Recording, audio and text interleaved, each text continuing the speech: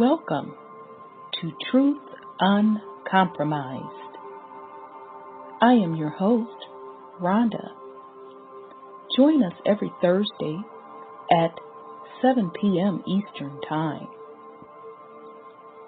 Truth is peace.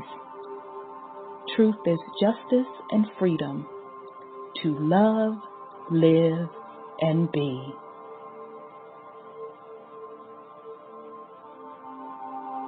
Music provided by SourceVibrations.com.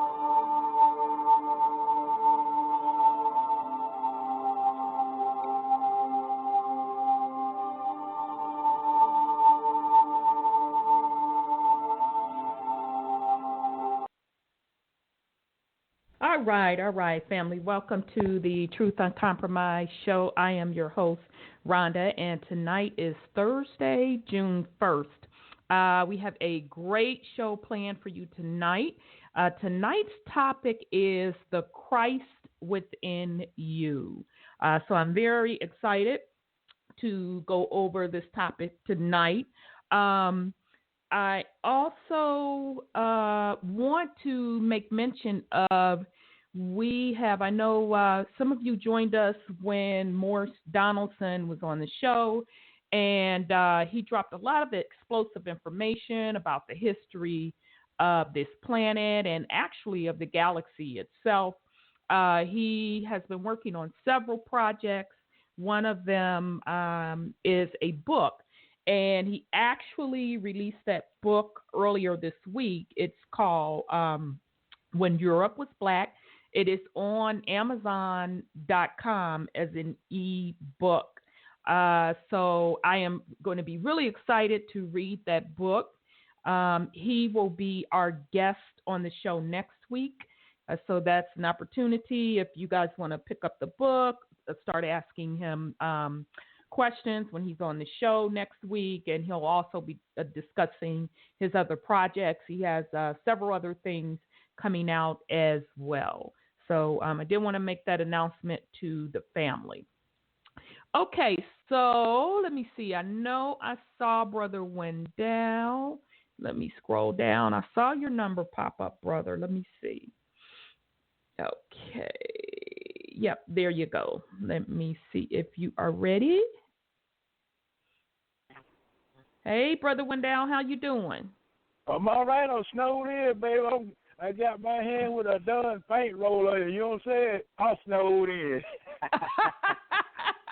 Oh man, who put you to work? You doing this voluntarily or for your craft? No, this is what I do, baby. This is what I do. Yeah, that's what I thought. I know you do a lot of type of home improvement stuff. So, all right then. Yeah. We're glad to have you here tonight, brother. Very glad to hear your voice. Okay, let me bring on Sis Sandra. I think this is her. Let me see here. Greetings, sis. Greetings to you, sis and family. How are ya? I'm good. How are you? I am over the top happy. Good. But that's a good thing. That's a very, I went within myself, and I'm grateful. All right. Very, very, very good. Before we get started on tonight's topic, it's interesting because I look back on the shows that we've been doing since January, and I look back on the topics, and I subconsciously, because it wasn't planned out per se, realized that pretty much all of those shows fit into the universal laws. So I just found that very, very interesting that the shows that we've done since January, all of the topics pretty much fit into the universal laws. And of course, this one is really interesting. The topic tonight, the Christ within you, because all of us that are familiar with religion or came out of religion knows the dogma that is pushed with particular messiahs. So rather that be the Christians with Christ, or the Muslims with Allah, and even some of the other religions have their own Messiah type God. So this tonight's topic will be very interesting, and I hope the family gets a lot out of it. So before we get started, does anybody, Brother Wendell or Sis, you have any news or anything you wanted to chop it up about before we get started? No, just that Trump over there in the Middle East trying to make himself known to all them folks over there as the king of the world and all this kind of stuff, or king of the new world order. Yeah, that's they're going to continue to push that. I know we talked about that when he first got in office, that he's going to definitely represent both. He's going to be all over the place. Sometimes he is going to seem like he's making sense, trying to move the nation in a direction that kind of lines up with giving everybody a break per se, and then he'll turn right around and follow the script. None of that's surprising to me. I personally think it's just a big-ass distraction as usual. He's not going to do anything.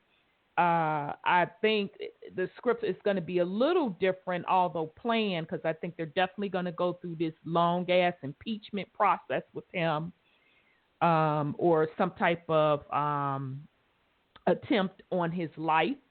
And all of that behind the scenes is a distraction on the physical end, because, the U.S. court has not solved its financial problems. And really the world in general is trying to figure out how to move forward with these corporation models that they set up as governments that don't work. Now, on the spiritual side, it's over for the type of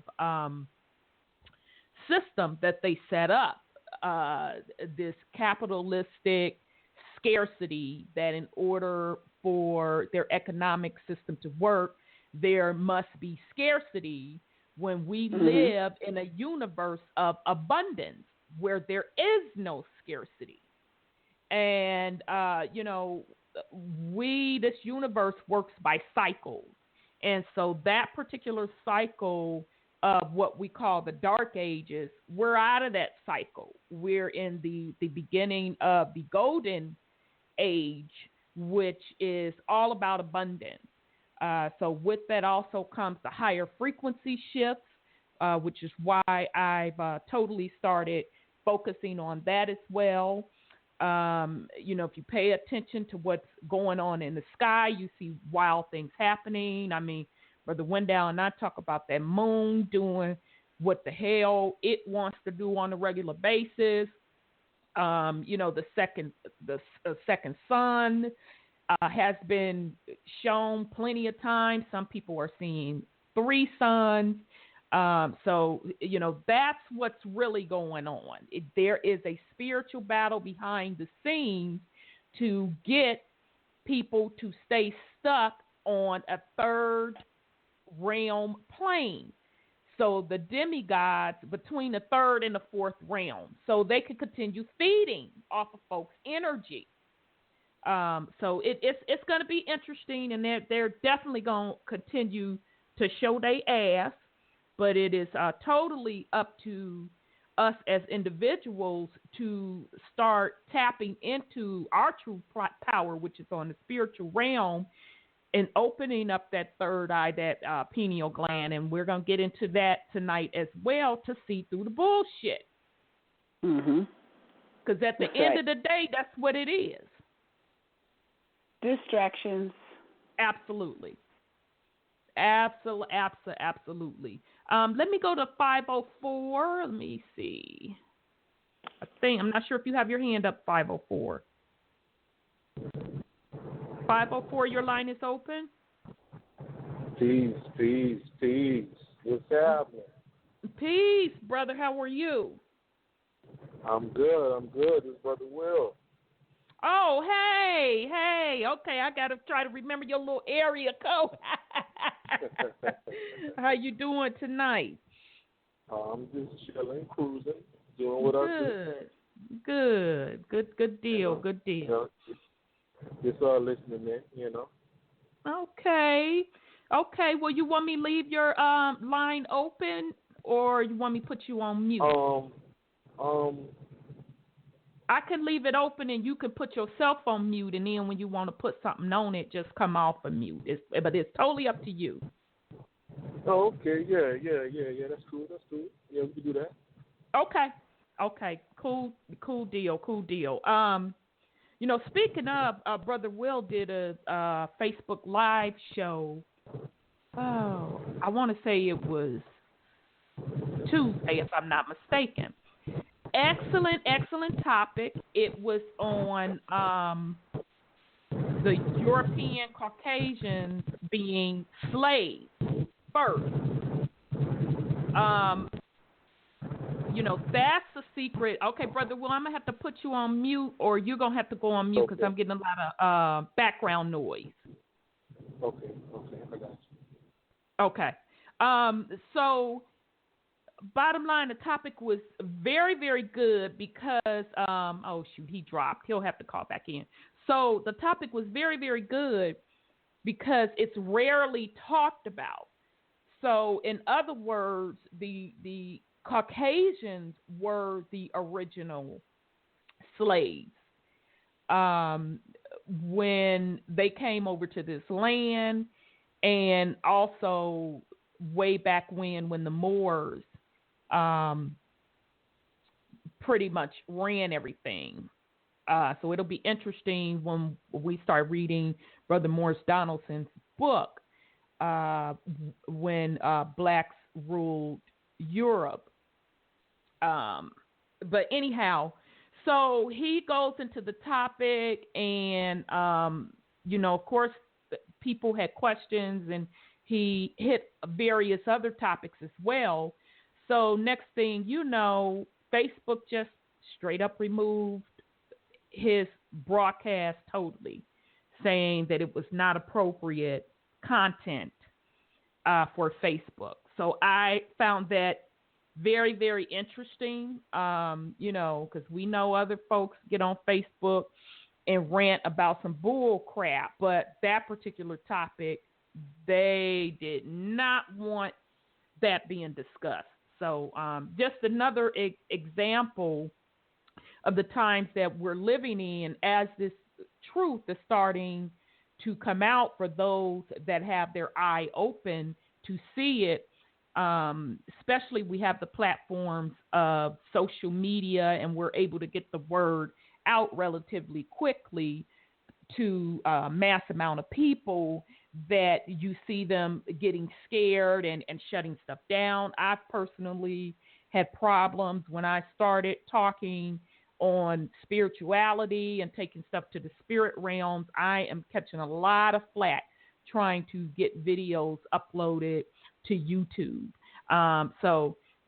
That's just the times that we're living in, family. So hopefully everyone is paying attention. Okay, so we're going to move into tonight's topic, the Christ within you. So like always, I always start with the definition, because I love to go to like Wikipedia or Google it to see what immediately comes up, because, the most popular searches always filter to the top. So when I typed it into Google, all of this religious stuff came in. I literally typed in Christ consciousness. So you had every form of religion buckle up in the Google search, which was not what I was looking for. And I specifically typed Christ consciousness. I didn't type Christ, Jesus, none of that. So I said, okay, so this is classic example of the type of programming that takes place. So finally, I went to Wikipedia and did the same thing, and some of the same religious connotations came up, and then finally it got to the point where I was able to click on higher consciousness. Now notice that in Wikipedia, when you put in Christ consciousness, you still get the religious dogma, but you look down a little bit, and then they finally have a link that says higher consciousness. Okay, so they're saying higher consciousness is the consciousness of higher self, transcendental reality, or God. It is the part of the human being that is capable of transcending animal instincts. The concept was significantly, now this is where the bull S come into play. The concept was significantly developed in German idealism and is central notion in contemporary popular spirituality. However, it has ancient roots dating back to, I don't know how to pronounce that word, the Gita. I know I can't remember how to pronounce the first part of it. And the India Vedas. So they were saying about 5,119 years ago. Okay, so that's, and so they kind of went into the definition of the different set of cultures, how they view consciousness, higher consciousness. So, of course, they went into the Indian view, but even with them going into that, they were still bringing up particular deities. Okay, then they went to the Asian. But they still did not focus on it being you as the individual. Okay, so I was like, okay, here we go with the bull crap. So this was yet another topic when I was doing research on. It took me quite some digging to get to some meaty material on the knowledge of you being the Christ. Okay, so I found out once I started speaking on the universal laws and getting into the higher consciousness, the material gets scarcer and scarcer, and particularly in the melanated community. We, for the most part, you do have some that are out there teaching it or studying it and bringing the information forth, but for the most part, it is not being taught.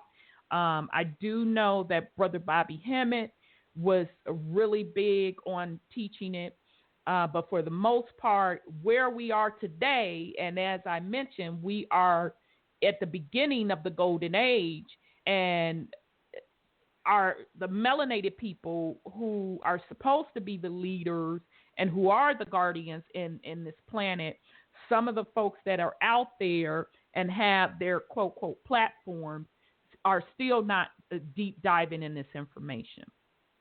Okay, so with that said, I ran across an article by a site called Golden Age of Gaia, and I know a lot of you know this. You ran across this particular site. They have some good information on there. Some of it is hit or miss, but they did have an article. They wrote an article on what is Christ consciousness.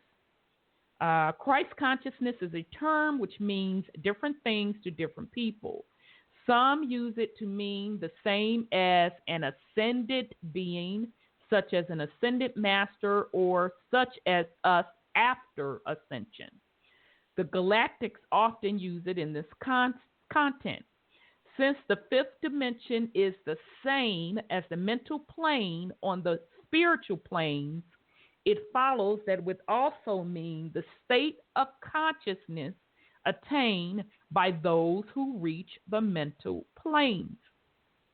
But those who are in the mental planes rarely refer to themselves as having Christ consciousness, which has often caused me to ponder this particular usage. Some associated it with the Brahma, or supposed God realization, a state of samadhi attained when the Kundalini or spiritual energy reaches the seventh or crown chakra. At this state of enlightenment, the spiritual heart opens but shuts again, and the state of samadhi, therefore, is not permanent. Others associated it with sahaja, which is more advanced state of enlightenment, visible in Ramana, and I believe Ashanti, Adhyashanti. At Shahaji, the spirit heart opens and does not shut again. This level of mukti or liberation. Still, others use it as a synonym for perfection, but there is no perfection short of mergence with God, which comes at a level probably well beyond the highest orders of angels. Paramahansa used often to employ it to mean the perfect man or woman. Christ being is another probable example of this use of terms. A few reserve it to mean an avatar or a descent of God into form. But if this were the case, it could not be used for very many people and certainly would not apply to us who are ascenders and not descenders. Some don't use the term at all. What is his name? C. Ramnishna, even though he was a great admirer of Christ and merged with him in one of his many spiritual experiences. The Christ itself refers to the light that we are, the self, the Atman, the Buddha nature, the child of God, pearl of great price, treasure buried in a field, measure of meal that leavened the whole loaf, or mustard seed that grew into a great tree. The Christ is the particle of the formless that is placed in the womb of Shakti, the Holy Spirit, who is the divine mother, matter. Note the Trinity here of Father, Son, and Holy Ghost, or Brahma, Atman, and Shakti, or for that matter, Osiris, Isis, and Horus.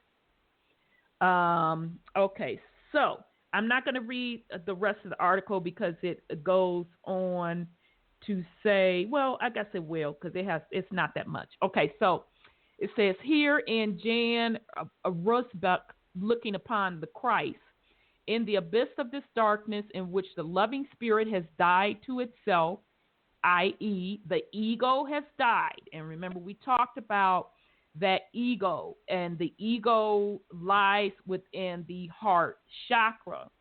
So when that heart chakra is not balanced, you could be working with ego issues, or it could also be insecurity issues as well. Okay, so God's revelation and eternal life have their origins, for in this darkness an incomprehensible light is born and shines forth. That is the Son of God, in whom a person becomes able to see and to contemplate eternal life. Okay, so of course we know that's the religious dogma.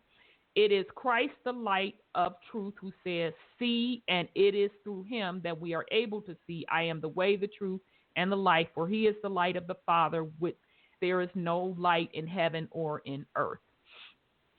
When Jesus said, I am the way, the truth, and the life, no one reaches the Father but by me. Or when he gave the parable of the treasures buried in a field, I think he was referring to the fact that no one can know the Father without first knowing the self, Son, Christ, or Atman.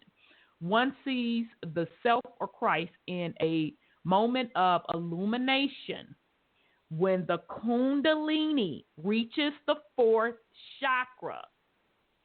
exhales all his or her worldly desires, sit down and meditate upon the self that was seen until it gradually becomes the vision of the Father, and the seeker buys the fields or achieves the mukti when the Kundalini passes the seventh chakra and reaches the hydrium or spiritual heart.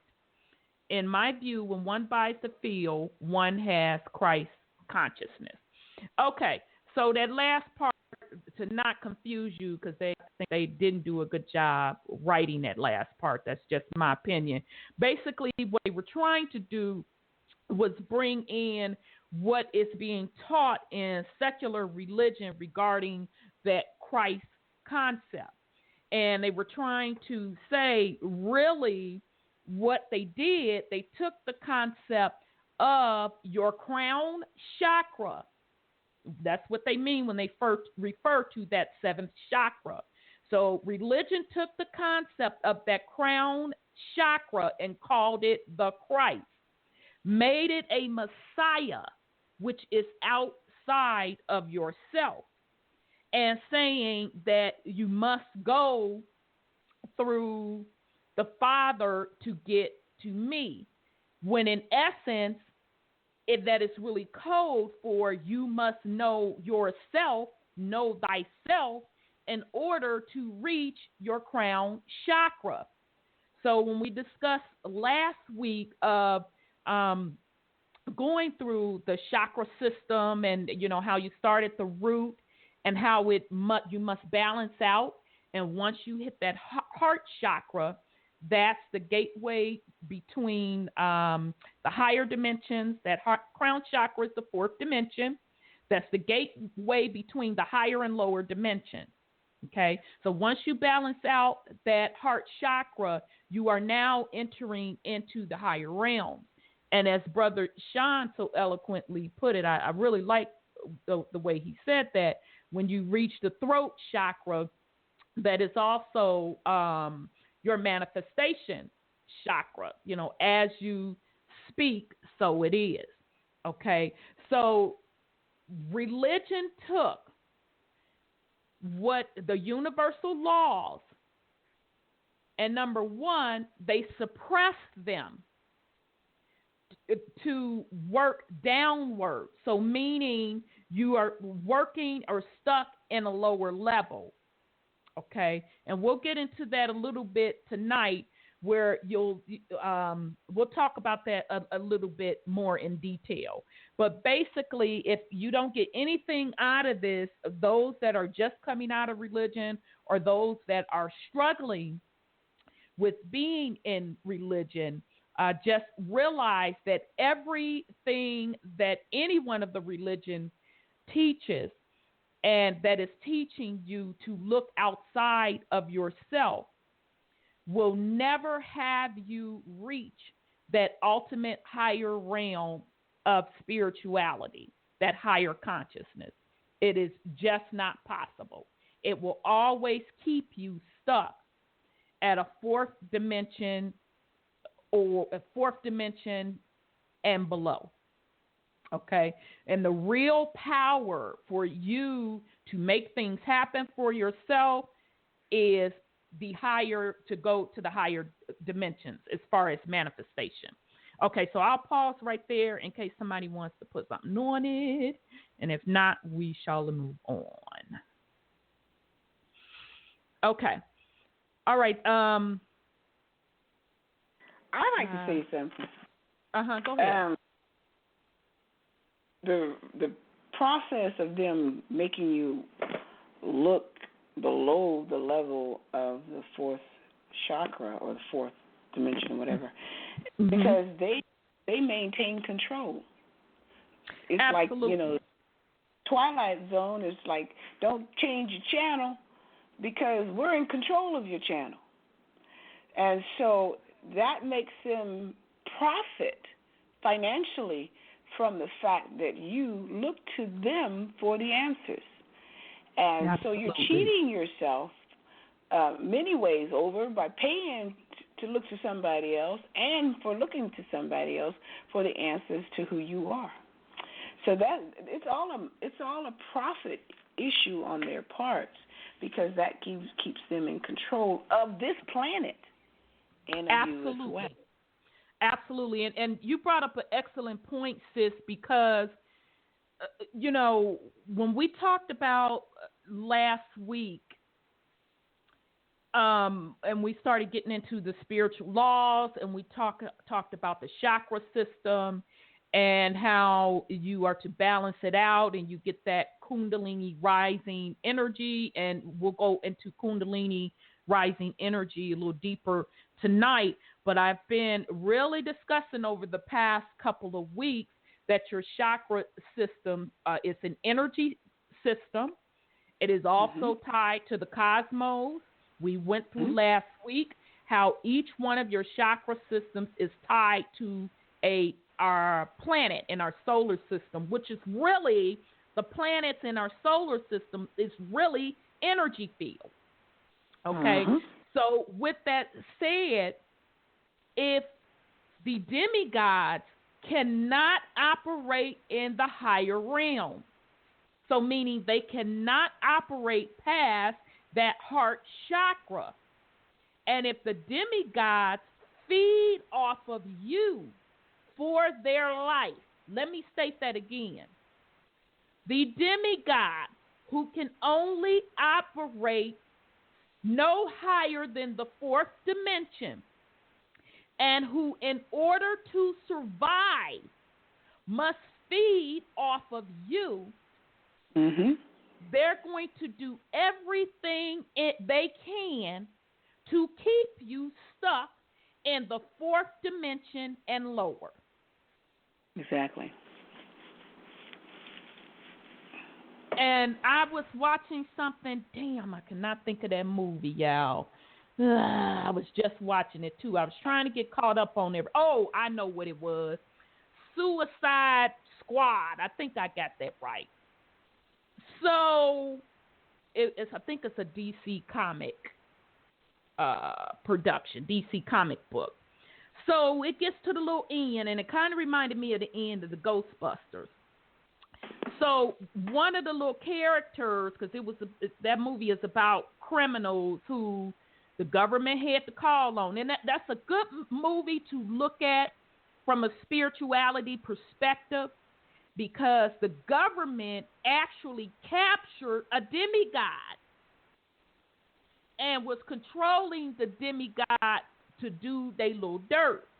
So the demigod was fired up because the demigod is not used to being controlled. The demigod is used to ruling. So anyway, they get to the end, and one of the little criminals that the government pretty much blackmailed and told them, you must take down this demigod. And they didn't say demigod, they said spirit, I think, in order to get your freedom, or some old bull crap. His name was Diablo, because he could turn into fire and just incinerate shit, okay? So the interesting part about it, and sorry if I'm telling y'all this movie, but y'all can still watch it for yourself and see other things. The interesting thing about it, he was really the only one in the group that had superpowers. So I noted that while I'm watching this. So towards the end, little demigod had teamed up with another demigod, summoned this other demigod, and pretty much said, they are not worshiping us anymore. They are now worshiping machines. Come on, work with me, this, that, and the third, so we can rule again. Okay, so it gets towards the end. It's the showdown with these demigods. So the one that, the demigod that was captured by the government had teamed up with the other demigod. The other demigod was getting ready to mess the rest of the group up. So Diablo said, well, before that, the demigod tried to put thoughts in their head. And so Diablo said, do not believe it. It's not real. It's an illusion. So the one demigod turned around and said, how long have you been able to see? And he said, all my life. So she said, quote, come and rule with us. So he said, no way. Now here's the kicker. As soon as she turned around and said, how long have you been able to see? She knew that he was able to access higher realms. She knew that he had that Christ consciousness. So therefore, he was a God. And we've said this several times on this show. Only a God can take down a God. So that's why this demigod was trying to bribe him to get him to come over on their side. So, of course, he's like, no, go ahead on with that, this, that, and the third. So the other guys was like, well, what are you going to do? He said, y'all just watch me as I transform. Watch me do what I do. He literally transformed into his godlike state, which was fire. And he actually looked like a Native American with his fire hat on, and start working over this other demigod. So in other words, it takes a god to take down a god. And of course, he was the one that was that overpowered the god. So I'm saying all that to say they know they know very, very well the spirituality stuff that we've been talking about. They enter and understand universal laws. They use it to their advantage up to a certain point. Because when it gets to the point of the higher realm, they're not able to access it because of their demigod state. So that's a very good point, sis. I'm sorry, go ahead. It's funny you mentioned a movie like that because they have several types of situations now where they're going to try to interface men with machines. And then they are going to take out the heart of the man, and that way they can control the machine instead of the man. So I was watching what the stuff I was watching, and it was some kind of futuristic stuff they're planning for this planet because they don't want anybody to think, and they certainly don't want you to use your creative processes of what a man thinks, so is he, or if you think it, you believe it, you get it. They know you have that. They know you have those abilities, and now they want to go to the robotic phase of control of this planet. And they're going to, my son said today, they're going to try to make soldiers become half robots. Right, like RoboCop. Yeah. I said, how you going to do that? You're going to conscript somebody to give up their own self, the God particle, and become a machine. But that's how that's their futuristic plan for this planet. Right. Well, they think. I'm sorry. Go ahead, sis. They're starting it. Well, they have people. I'm sorry. Go ahead. They have people already who have skulls with plates in their head, and they've given up their arms to become robotic machines. So they already have started that. Jesse Ventura, the governor Jesse Ventura, he was doing some documentary, that kind of stuff, that they had started that already. Right. Well, and they showed that in the movie Ghost in the Machine, and it really talks about them wiping out her quote quote memory, and but pretty much that subconscious broke through, and no matter what type of programming or machinery that they put on her, she was able to break through it. And Brother Sean says super soldiers have been around. Yeah, I totally agree. But, it does not matter what they got in the pipeline, what they're already allegedly, quote, quote, doing, because if you do not resonate on a higher realm vibration, as mama make this shift, you ass out. That's just the bottom line. The key is, are you going to raise to which realm do you want to be in? Because, yeah, you could stay in the fourth dimension and the third dimension and the robotics or, whatever else damn plan they have. You could certainly stay in that realm. But if you're not resonating on a frequency as the planet shifts, and I don't personally know if the planet is going to physically split into dimensions or what, but if you're not on that higher realm, you won't be able to participate in it. Because demigods and all that bullshit cannot go to those higher realms. But yeah, they're trying to pull out every trick in the book. It ain't going to work in the higher realms. So in the grand scheme of things, what difference does it make? And then, too, they really trying to follow what Joel said is going to be some kind of soldiers that the Most High is going to send here to destroy the bad, unrighteous people. I think it's the second chapter of Joel. And they're going to be an army that the ranks of such cannot be broken. So I think what they're getting this stuff from is the script that was put on this planet by our ancestors, and they're trying to kind of like beat them to the punch. Right. Well, I see you, Brother Will. Now I'm bringing you on in just a second, brother. So here's the deal. If the biblical text is what our ancestors wrote in code, then they already know how the story is going to end.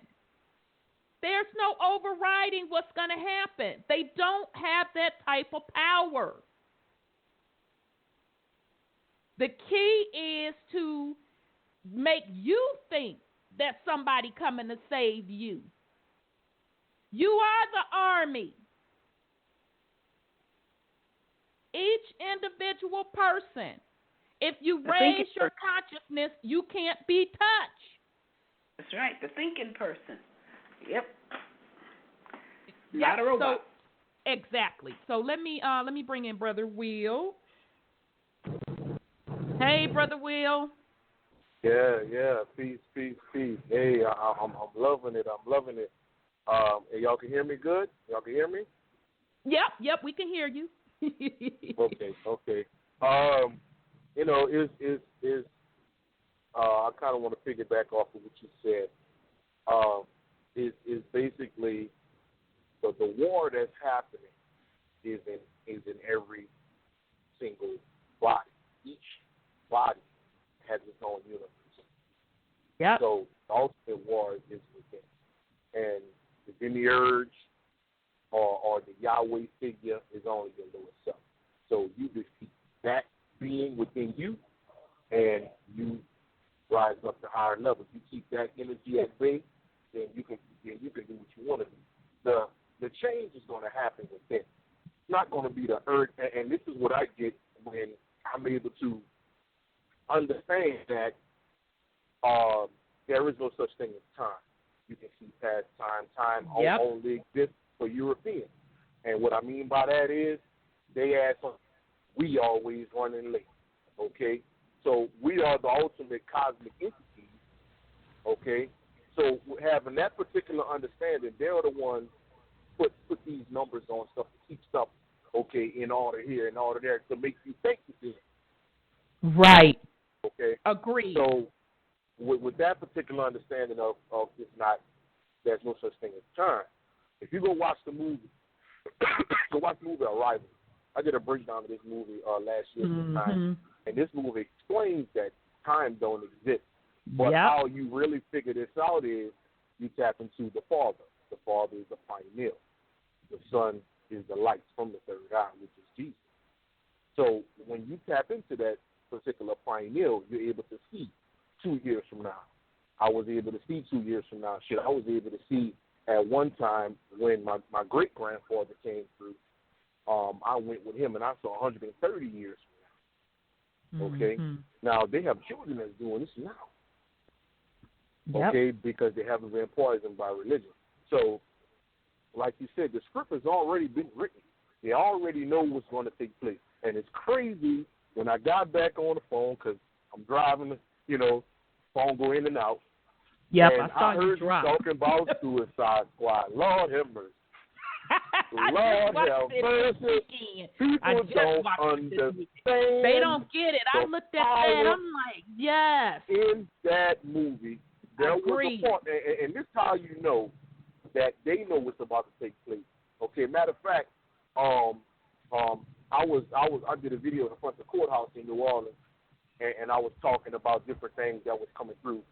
It was the whole case about the football player the guy shooting the football player, and I was out there on security, fussing at people and all type of stuff, and I actually talked about how they tried to leave the planet 3 or 4 times, but there's nowhere to go. Nope. There's nowhere to go. You can't run from that ass whoop. It's inevitable. It's going to happen regardless. Mm-hmm. So the crazy part about it is you talking about Suicide Squad. Even in that movie, there was a part where the white boy, the sergeant, the head cat, he turned around and told the crew, the Suicide Squad.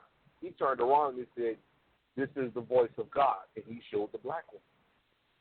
Oh, now you're gonna make me go back and I must have got up and turned my damn head. See, I missed that part. They don't even understand how deep it is, especially pertaining to now, and that's why I push that people support the divine feminine energy more now than ever, because that can come back on you on a positive level that's never been done before. Okay? In that movie, the battle was between that white girl who was a goddess and the black woman who was a goddess. Now that's interesting. The black government woman. Yes, she was. That's interesting. I can see that because she was controlling her, right? Exactly. She had her hand on the button. Yep. Okay. She was the one walking around with her heart in her hand. Yep.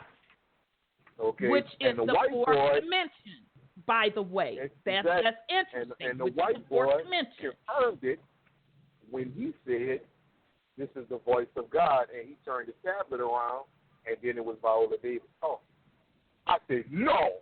I definitely I missed that part. Wow. Yeah, that movie, it is really good, and it's not what people think it is. It's really about spiritual warfare. Yeah, definitely.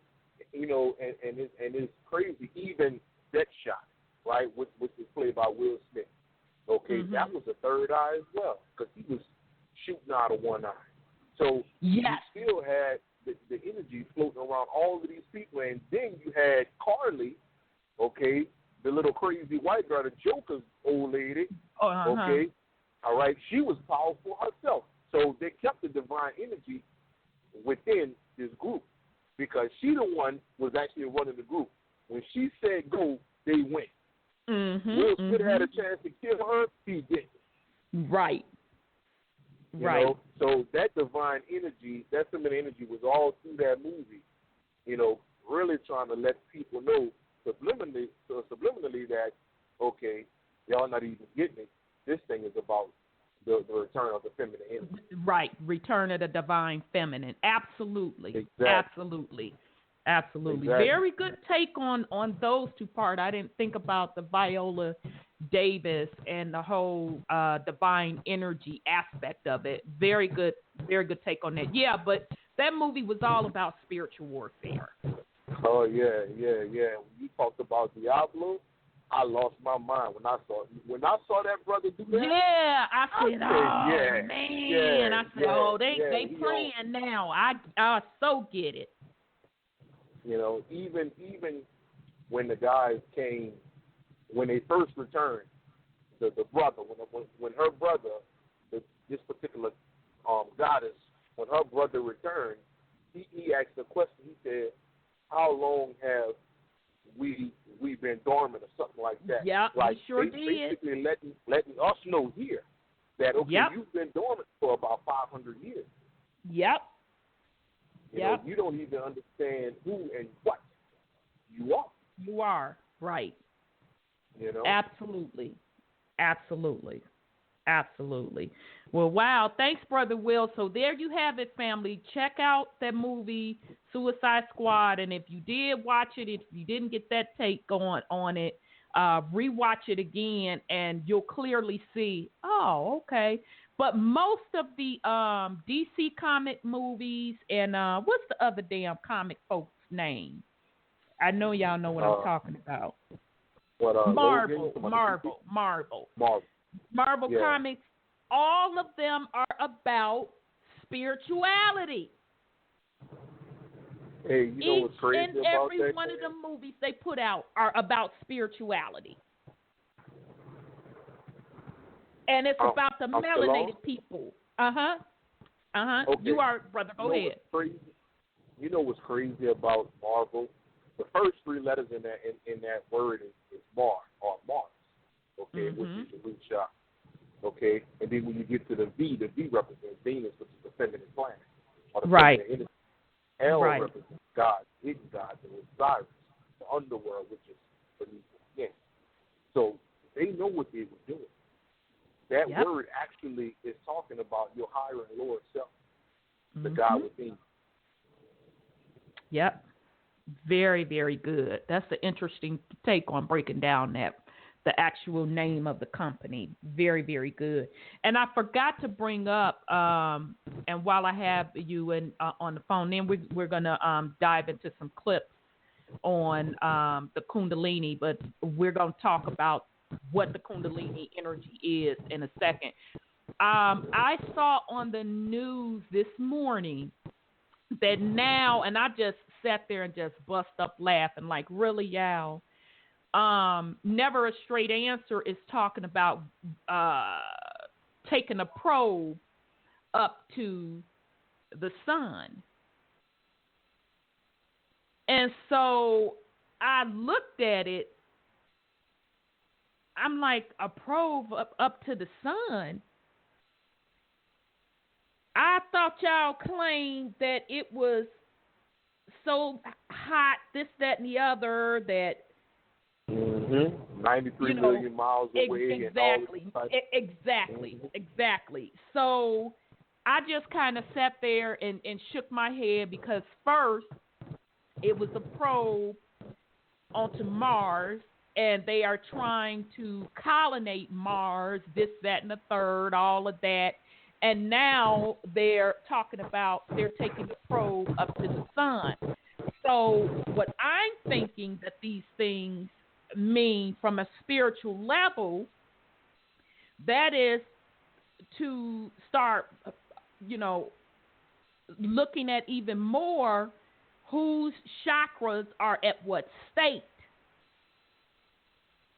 That's what they're really talking about. Because, again, we are at the age, at the beginning of Golden Age, and I'm so glad Brother Will said that there is no such thing as time, because he's absolutely correct.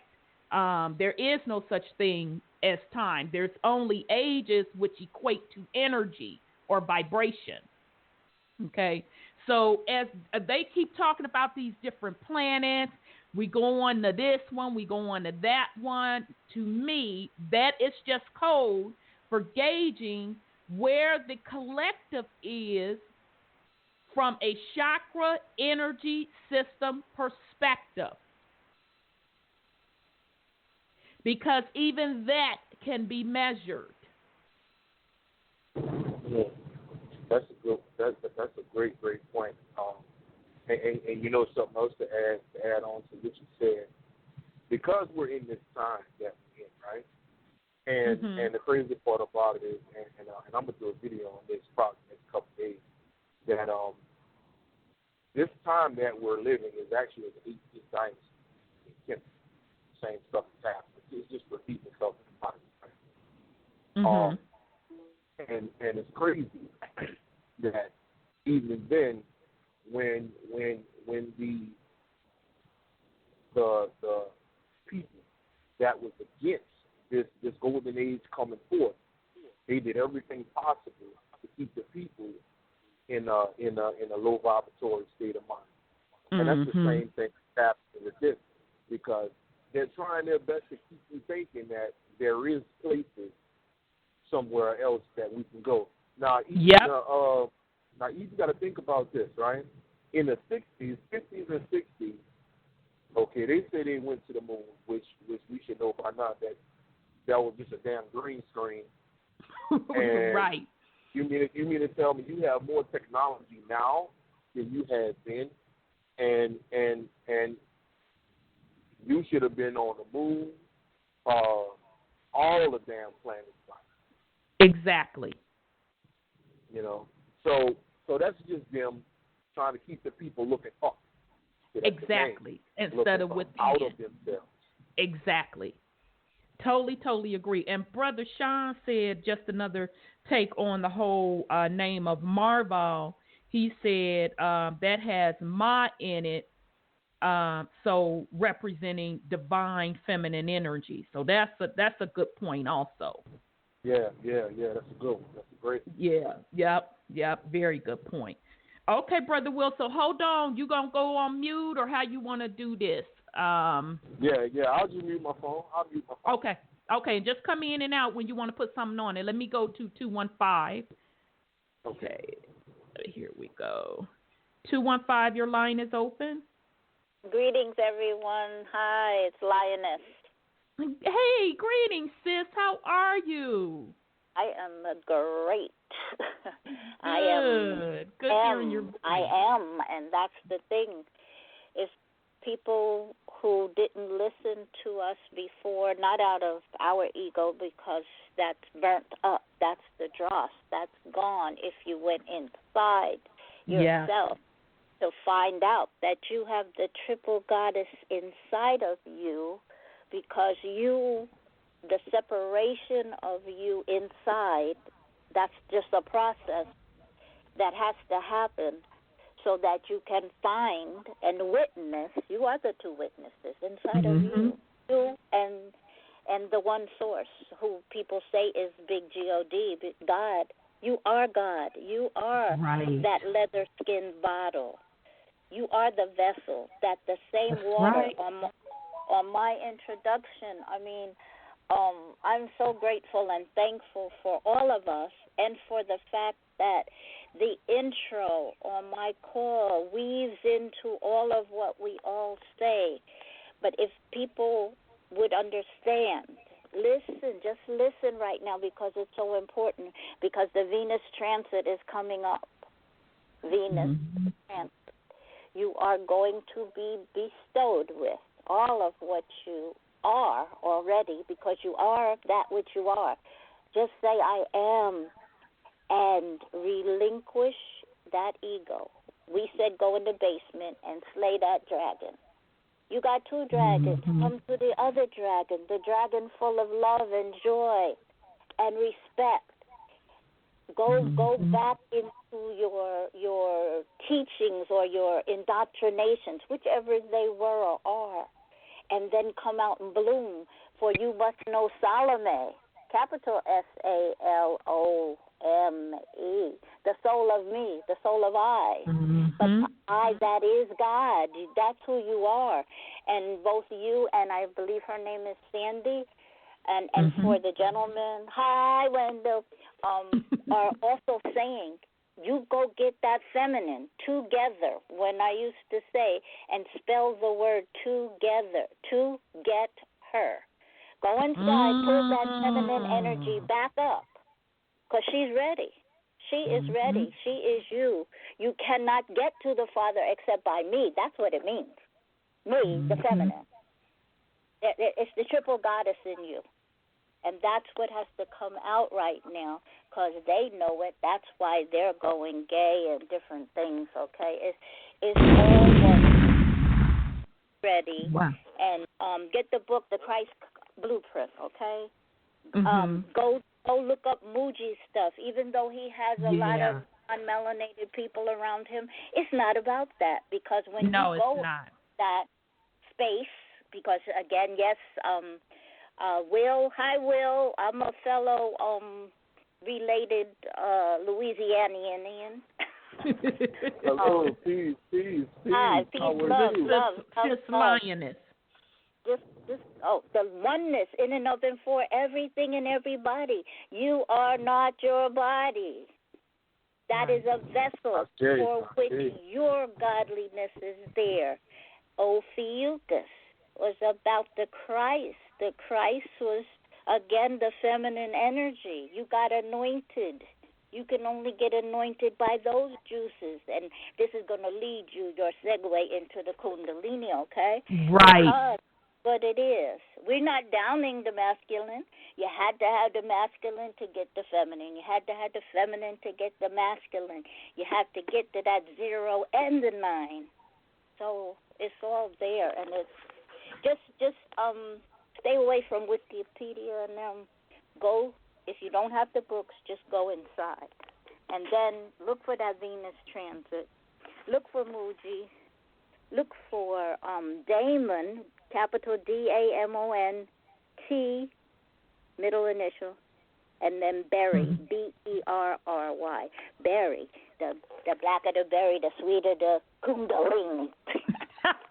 So, Sis Lioness, what's the name of the book again? Christ Blueprint. Christ Blueprint. Okay. And that is by I get them glasses. That's okay. We can look it up as long as we have the it's title. It's really good. And go to certain pages, but read the whole thing if you can. And then it's the ascension process. When you get there, and that's what Muji's talking about. Muji, okay? A love of yourself, and know that if you get to that point, there's nothing else. There's no ego. There's none of that. All of this is an illusion. You keep holding on to that attachment of that, and that's how they get you. The minute you release that, then you're free, and you can accept, ACCEPT, your abundance, which is right in front of you, and it is ready to be given right back to you, oh my God, 1,000,000 times more than you ever know, because they can't be you. You can only be you, but some don't want to be, and that's okay too, because maybe they're not ready. But those who can and will and want to right now, I say to you, from the oneness in and of and for everyone, go ahead, because you can just smile your ass off right now. I'm finished. Thank you. Thank you, sis. Love you. Good hearing your voice. Peace and love, Sis Lioness. Love and peace. Okay. Thank you. Okay, it was great hearing from sis. So we're going to go into Kundalini energy, so that kind of fits right in. And so any one of the family, please jump in and put something on it also. So we've been talking a lot lately over these past couple shows about your chakra system and how they are energy centers in the body, okay, and how those chakra systems also line up with the quote planets. And someone correctly pointed out in the chat room that planet is really not accurate, because we live on a plane, or an abundance plane, okay? But even what they're calling planets in our solar system, they are also energy sources. And those the same source of energy is within you. And each chakra is associated with one of those planets / planes, okay? So the Kundalini energy, you always hear the term Kundalini rising. And even with the opening song that I played tonight by Earth, Wind, and Fire, Serpentine Fire, that song is about Kundalini rising, that fire within you. So the Kundalini energy is referring to your chakra system, starting from the root all the way up through your chakra system to the crown. And once that Kundalini energy rises, so meaning the energy throughout your chakras, they're being balanced. That's what Kundalini rising is, hitting that crown chakra. Okay, so we're going to get a lot more deeper into, one video even describes physically how the chakra systems look from an energy wave perspective. So this video that I am going to play, it's called Kundalini Awakening. Excuse me. 7 signs your Kundalini is active. And this particular video is by Victor Obu. So before I go into that, because it's about 12 minutes, did anybody have anything they want to put on it before we go into the video? Yeah, Queen. I want to do it, just kind of touch on that Kundalini and how it is portrayed in movies.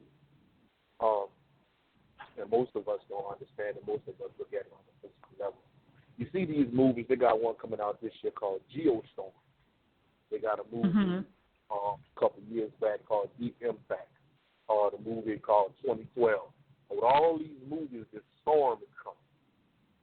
Okay? They got this water coming, covering up New York, and all of this, water taking over the planet. What that water represents is the Kundalini rising through the physical body, but they made it look physical in the movie. So that's why everybody thinking it's going to be a storm happening. No, that's simply talking about this divine feminine, because the Kundalini is feminine. It's feminine energy rising up within you. You know, and then you got a lot of cultures who actually talk about the Kundalini. You go to the scriptures, as far as the Bible is concerned, the serpent and the garden. And the garden is but the tree of life. So he's talking about him going to the apple, which is the brain stem. So of the back of the head. So right. Even in the Hinduism, which they taught the Kundalini energy. They took it out of Kemet. Well, they didn't take it. It was brought out of Kemet, and these different cultures took off and just changed things. Simply the same thing. When you look at Krishna, okay, you look at statues of Krishna. This particular energy has a snake wrapped around. Okay, you go to Kemet, you always see a snake on the forehead, which represents that Kundalini energy. So, and the crazy part about it is when you look at certain statues, right? These particular statues are blue-black, or they're bronze. I've even saw Buddha with a snake wrapped around, and most Buddha statues are bronze. Okay, so we're talking about a certain people who really carry this particular energy. Okay, which if we look in the mirror, you can find a people. Just wanted to touch on certain places that actually talk about this Kundalini and what it means in movies and things of that nature. But go ahead. I'm sorry. Okay. Well, one of in the chat room, I am the universe brought up very good points. The first one, that the 7 chakras equal 144,000. Now that shit, I ain't gonna lie, that's deep. I am. And when you add 1 plus 4 plus 4, that's 9. 9 is the number of completion / divine feminine. Very good point. Yes, very, very good point. And then I am goes, what is the engineering symbol for Om? And so I asked, okay, what is that symbol? And so the omega sign represents the Om symbol. And the breakdown of Omega is Om Egg A. So very, very, very good insight. I am the universe. Thank you for that. You kind of got me with that 144,000 equal to the 7 chakras. So Brother Sean, he's kind of working with us remotely. He may join us on the panel a little bit later. He said to piggyback off of what Will was saying about time being an illusion, so are the days of the week and the months. It's a loop. Very, very good point, Brother Sean. And I would say that the whole construct of time, and I have to give credit where credit is due. One particular brother, Dr. Mutua, he has his own blog talk radio show called Nigga Church. He would say that the word time, you have to look at it backwards. It's spelled emit. So meaning time really means emit a frequency, okay? But they gave us the backwardness, as they always do, of this concept of time, and that was only to trick you into where we are in the age, to confuse the frequency state, the frequency level. Yeah, I definitely agree with that. Definitely. And there's a movie. Go ahead. Go ahead, Quinn. I'm sorry. No. I was just saying, great point, Brother Sean. I was done. You go ahead on. There's a movie, okay? It's crazy that Sean dropped that one, that we're in the loop, okay? And like I told you earlier, right? We just in we live in something that happened already, but just in a modern time.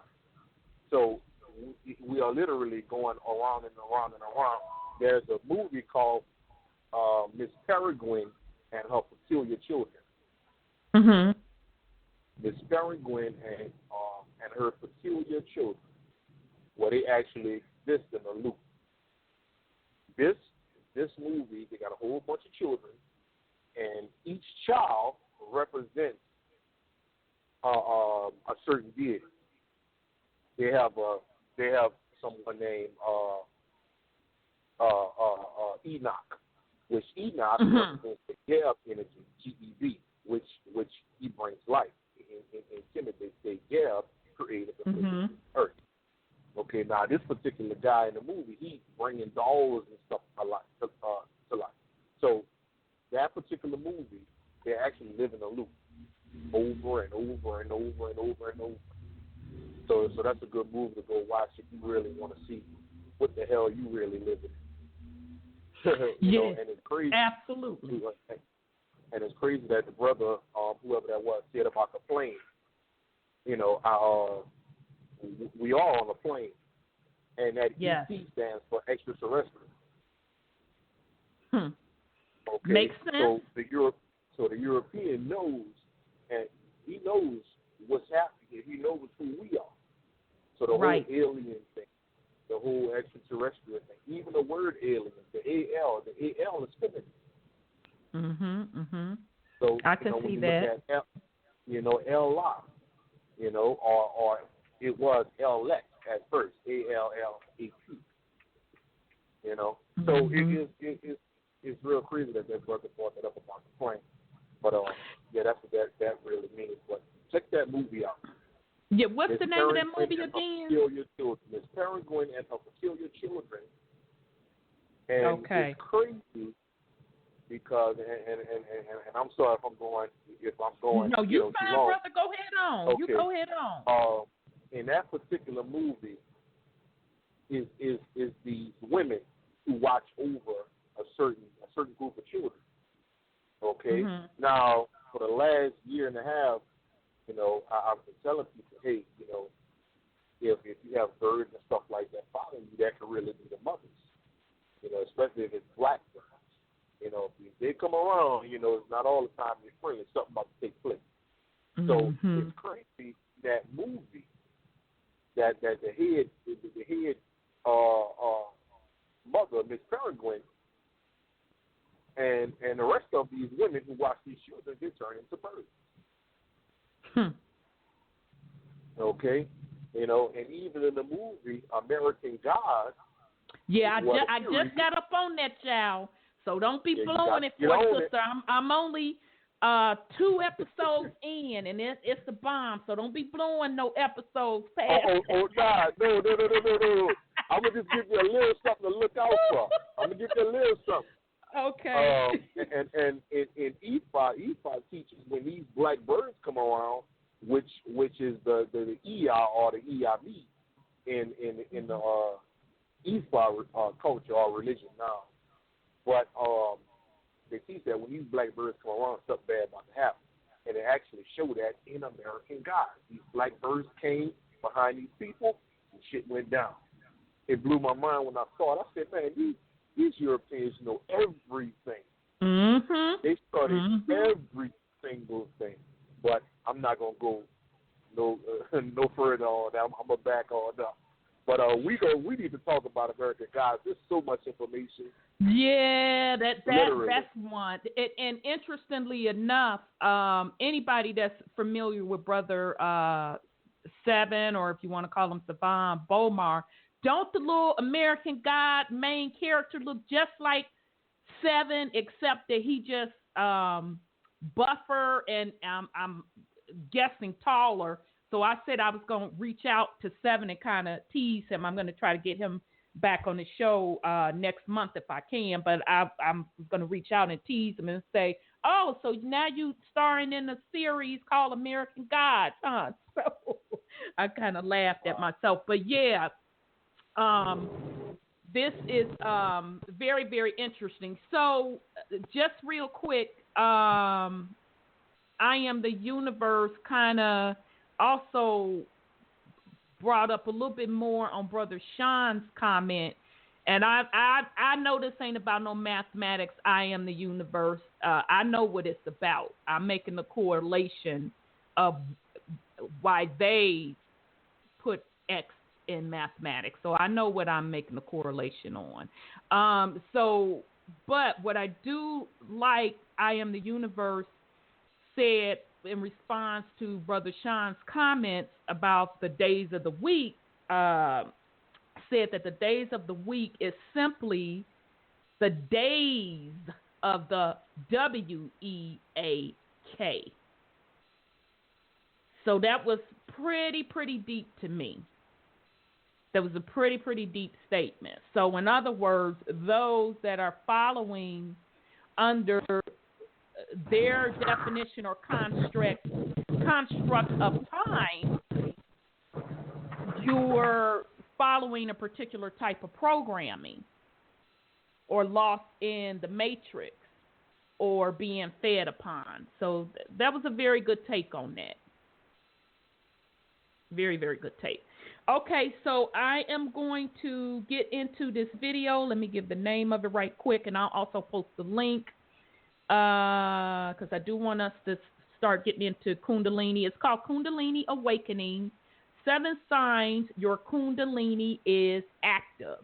And it is off a YouTube channel by Victor Obu. And bear with me because I had it and then I lost it. There it is. So here we go, family, by Victor Obu. And I'll post this link in the chat room. Here we go. Namaste, my friends. My name is Victor, and I created this video to help you decide for yourself if your Kundalini is in fact awake and active in your body. Mine awakened many years ago, completely unexpectedly, and at the time, about 8 years ago, there was very little information available, and I had a lot of difficulty diagnosing myself. And I even had more difficulty navigating this awakening process once I realized that my Kundalini had in fact awakened. This video is going to give you 7 different signs that will help you pinpoint whether your Kundalini is active in you or not. And my YouTube channel is about navigating the awakening process once your Kundalini is active, because that is only the beginning. Number one is the sensation of energy traveling up your spine. You can experience it in more than one way. It can be like a tingling or a heat or just the feeling of energy traveling up your spine. It's kind of for me it was incredibly obvious, but it can also be, it's also possible that it's more difficult to perceive. My awakening happened very unexpectedly, so I had a lot of energy in a body that was not yet prepared for it. And the feeling you get is the energy touching and like bumping up against blockages. So if you're already a very purified being and yours just kind of happened to kind of start trickling out and awakening in a more natural way, then this phenomenon might not be as noticeable. But certainly energy traveling up your spine that you don't really understand where it's coming from is a pretty telltale sign. Number two is the experience of energetic blockages, which are like pockets of energy that is experienced similar to like a sinus pressure all throughout your body. Typically, because the Kundalini energy wants to make its way up your spine and then out the top of your head, it gets kind of pooled in our head, in our forehead, in our neck. So these upper chakras tend to become the ones that get blocked a lot. A lot of other chakras can get blocked as well, but the more like obvious symptoms is when it's in your face and in your head, because it's also associated with a clouded, it's kind of challenging to pick up the words you want to use. Your thinking is kind of clouded. You feel kind of foggy and just kind of out of sorts. Just like a real heady experience. And you can know this is your Kundalini when it moves around. You can actually focus your intent on it and bring it back down. It's not easy to do, and I don't recommend doing that, but the possibility is there. And if you're able to move it around, then it's not just sinus pressure. It is your Kundalini energy. 3 is the experience of memories from your past, perhaps memories that you haven't thought about in maybe decades for some of you. When you were just a young child, they start to bubble up to the surface into your conscious mind, and you could remember them in dreams, or it just kind of hits you out of the blue one day. Just old memories, usually that carry an emotional component with it, not just a random meaningless, mundane memory, but more of a memory that had somewhat of an impact on you. And there's an emotional charge to it. And that's what the purpose of the Kundalini is. It's to purge your body of these repressed blockages, which can be a fear or an emotional trauma or many other difficult experiences that we've kind of stored within our being that is obstructing the free flowing of the Kundalini. These things start to surface in you, and they can just pop into your mind, and you'll notice this happens more than once. It's not just a random thing. It'll just basically won't stop until your Kundalini awakening is complete. 4 is divine encounters, and this can come in many different ways, just more unordinary experiences that have a divine quality. The energy in it of itself, especially when I was newly awakened and this energy would just start rushing through my body whenever it wanted to, had a divine quality. When it would rush through up my spine, it would feel ecstatic. It was like a otherworldly state of like spiritual ecstasy. The best way I could put it. It felt like my whole body was like having a freaking orgasm. It was amazing. And there was just a sensing and a knowing that this is like God or the divine, however you want to label it, is up to you. It doesn't matter. It doesn't care. It's an energy. It's a reality. It's an experience. And it feels very blissful, and it just has a loving energy. It's a wonderful, super, extremely awesome experience. And that's just one way.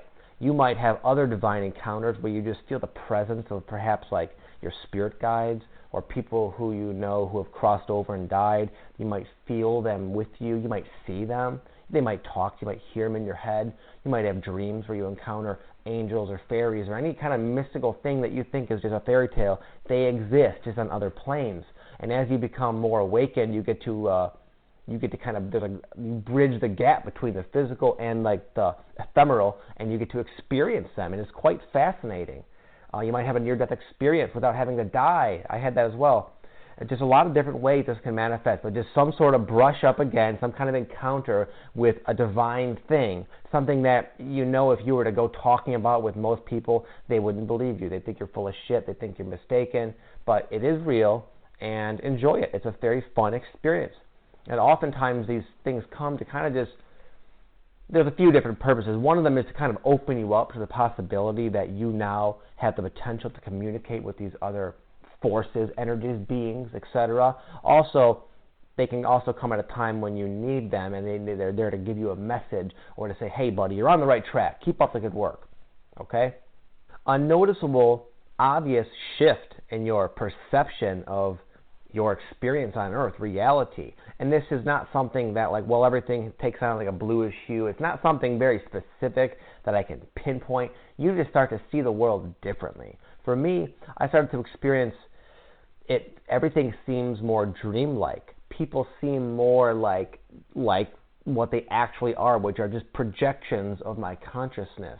It's again just more dreamlike, more fake, more like subject to my own influence in a way, not in an egoic, cocky, I control other people sort of way, but in a I am the co-creator of my own existence and reality sort of way. It becomes not so much just an idea that you choose to believe in. It becomes an actual experience. And it's not something that just kind of snaps into your, it's not something that happens suddenly, because that would be probably too shocking. It's a very gradual process, where after a while, you just start to realize, wow, I have changed, or out there has changed, something's changed, and it just kind of sneaks up on you.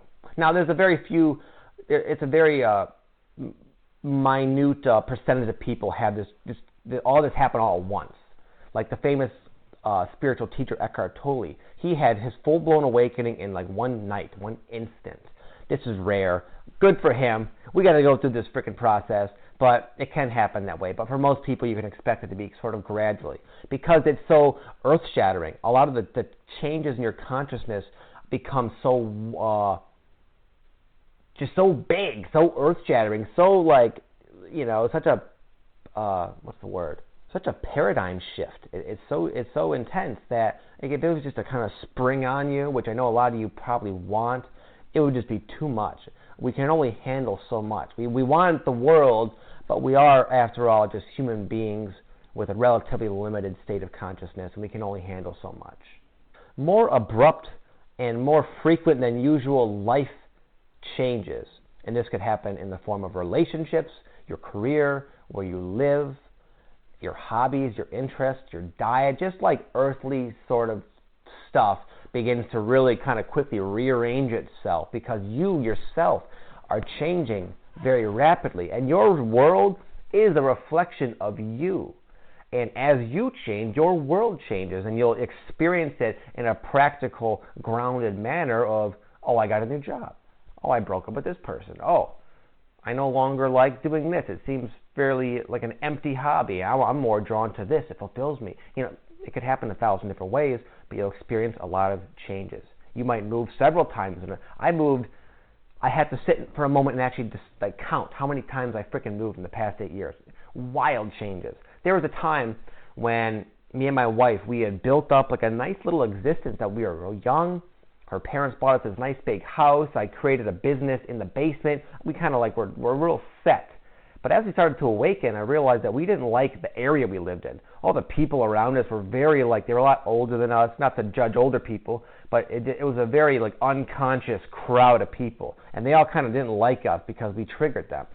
And it just became very obvious that we did not like it here, and it became so compelling for us to leave that we started kind of manifesting these wild experiences in our life, like our neighbor tried to kill my dog, and just kind of crazy shit like that.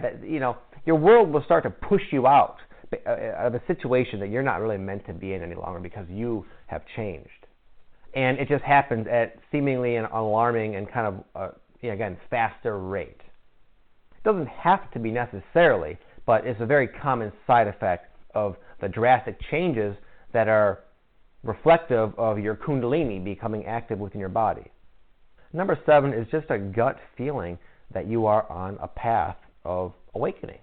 You somehow just, one way or another, come into the information, maybe just watching this video, but you come into the realization that you are being led on a path to a full embodiment of your potential soul self here in the physical, just like a Jesus Christ, just like a Buddha, okay?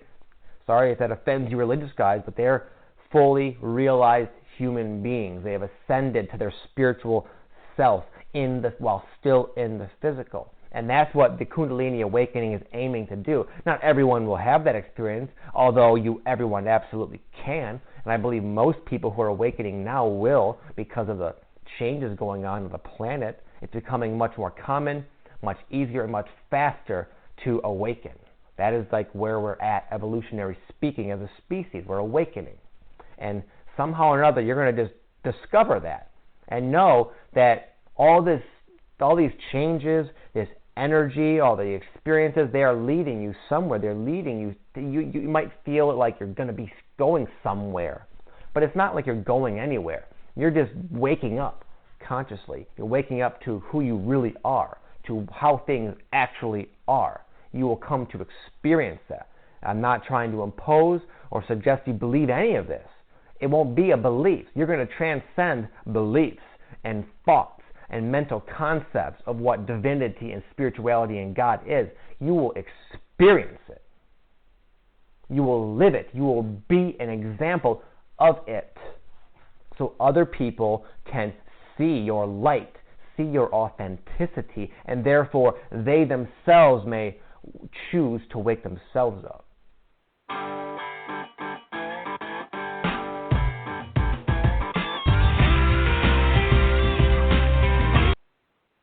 Okay, all right. And so that video, again, was Kundalini Awakening, 7 Signs Your Kundalini is Active. Now, I do want to say I dropped this in the chat room. Those signs that he gave, those are only guides. So by any means, what I don't want you to leave this particular show thinking, well, I don't know what the hell going on with me. I didn't have that exact sign. Woo, woo, woo. That is a guide. The point that I'm hoping that you get out of that video is to pay attention to what is going on specifically with your emotions and events and things that are happening in your life. Because when you start to do that, you'll start equating from an energy perspective where you are at, okay? So Kundalini Rising is about you activating, balancing, using each one of your chakra systems to the ultimate level. So as you do that, that's when that serpent energy, which is also AKA Kundalini energy, Kundalini rises. And you're able to hit that crown chakra, which is the ultimate connection to the higher realms. Okay? So, I was recently speaking with someone and we were, talking about, traveling to different realms. And this particular person was saying, yeah, I'm getting into the mode to basically travel to a higher realm. So in other words, to make that connection. And the person said, but every time I close my damn eyes, I'm seeing something dealing with sex. And, I know that's trying to distract me, blah, blah, blah. That's what they're trying to put before me. And so I said, well, no, that only means that your root chakra, because that's a particular chakra, that's your lower chakra, is in need of something. So obviously, every time you're trying to go to the higher realm to get some information, communicate, or whatever the case may be, and the visual pictures that you are getting are about sex, that means you got to get that need taken care of. That means that lower root chakra is out of balance. So the point being that your Kundalini energy center, in order for the Kundalini to rise and hit that crown chakra, the goal is for you to balance each one of the energy centers, and they start being used to their ultimate level. And we'll get into a video tonight, I think we will, if time permits, where one person describes how those energy centers literally spin. And the person did an excellent job describing it, because they said the misconception is folks are saying that it spins in one direction, and that is not the case. That energy center actually spins out in a spiral. So it's like a cone. So just imagine each one of your energy centers from your root chakra on up, working at the ultimate energy level, spinning like a funnel, pointing outwards. And when I think of funnel, I also think of tornado. We know how much energy a tornado packs.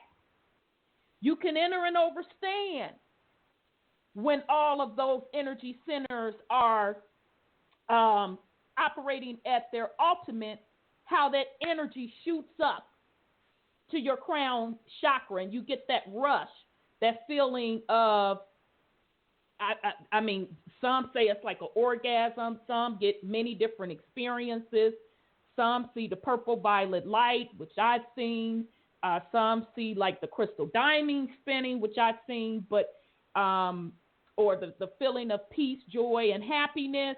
But you can see how that all can happen because of the force of those energy centers.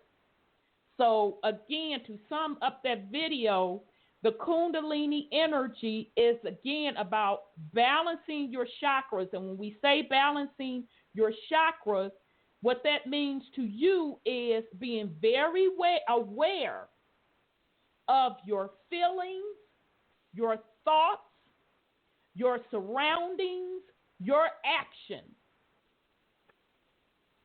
And when something is out of sort with you, you are to recognize what it is and start thinking where on that energy center is that particular feeling, that thought, that situation lies.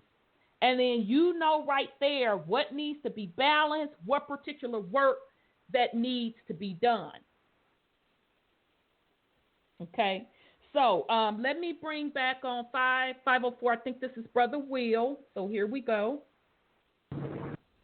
Hey, Brother Will. Yeah.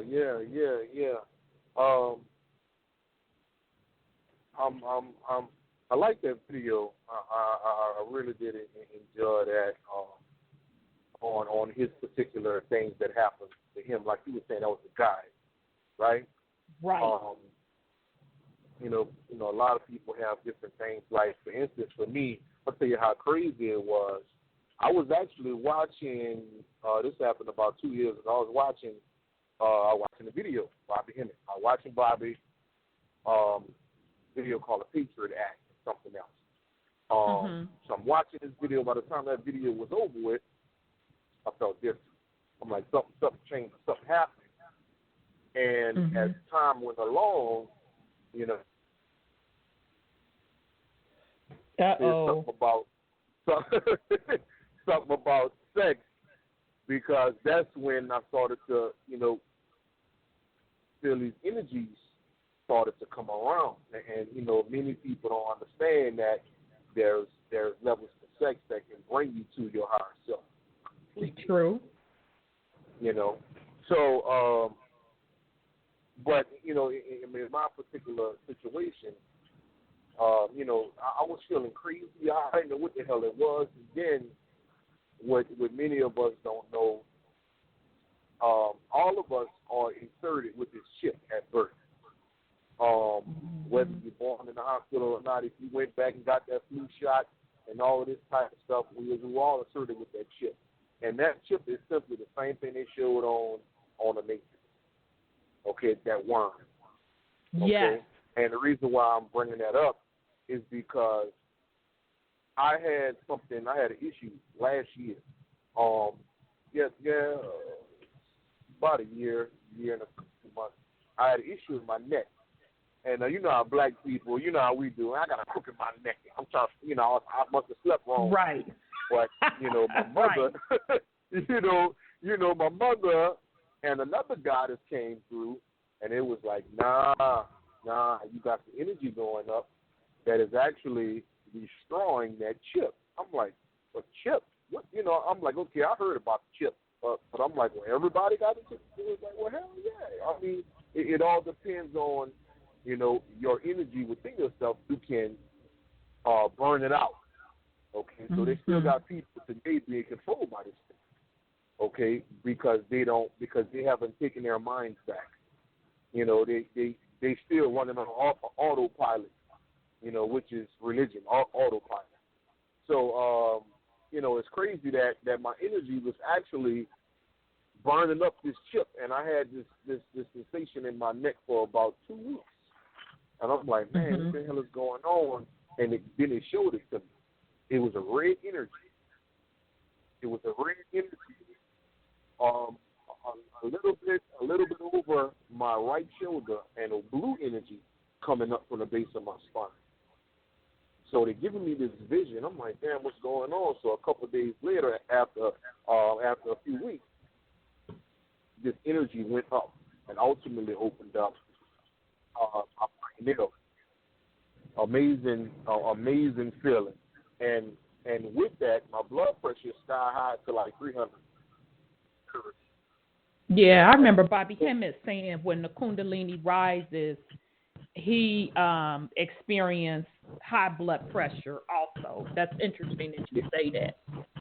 And me being in trucking, right? Every year,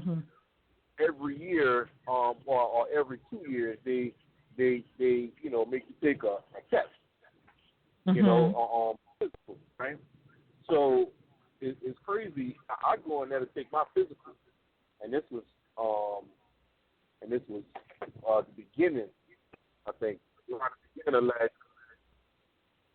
I take my physical. The white girl looked at me like I was crazy. I'm like, what's wrong with you? And she looking at me like, are you okay? Do you have any headache? I'm like, nah, I'm good. I'm fine. And it was like, well, it was over 250 at that time. And it was like, man. And it's crazy because I'm back to what I Bobby, because right after, maybe a couple weeks after, it took me a month to get my medical stuff lined up because I had to eventually go get some blood pressure pills. And I'm gonna tell you something. All of that is no coincidence that they have more black people on blood pressure pills than white folks. Yep. Okay, and because they got black people walking around today that don't even realize that their Kundalini energy is up, and it deals with the heart chakra. Okay, so they know by giving them those pills ultimately bring your Kundalini down. Okay, see, they don't want to push that out there, but immediately, that's the first thing they say. They don't tell you that you can drink some cayenne and water. They don't tell you to do all of these different things to bring it down. They immediately say, well, look, I'm going to give you a prescription. Go and get these pills. I'm like, ain't this what the hell going on here? Until I realized, listen to Bobby. And when Bobby said that, I was blown away. Then I found out what was really happening. Right. But that's my. It goes deeper, of course, but that's my breakdown on what happened in parts of my awakening process. Wow. Yeah, that's interesting because each individual is different. And before I forget the point, Brother Sean said when a little bit from the video, and I guess when I was talking about the Kundalini energy and the chakras, and how when the chakras are spinning at their ultimate level, that it turns into a outward funnel or coil. And he said the coils, come on, phone, cooperate. The coils of the hair also manage energy. And that makes absolutely a lot of sense, and especially melanated folks with, we use the term nappy, but really those are the spirals or the coils of your hair that are energy centers that can pick up the direct messages.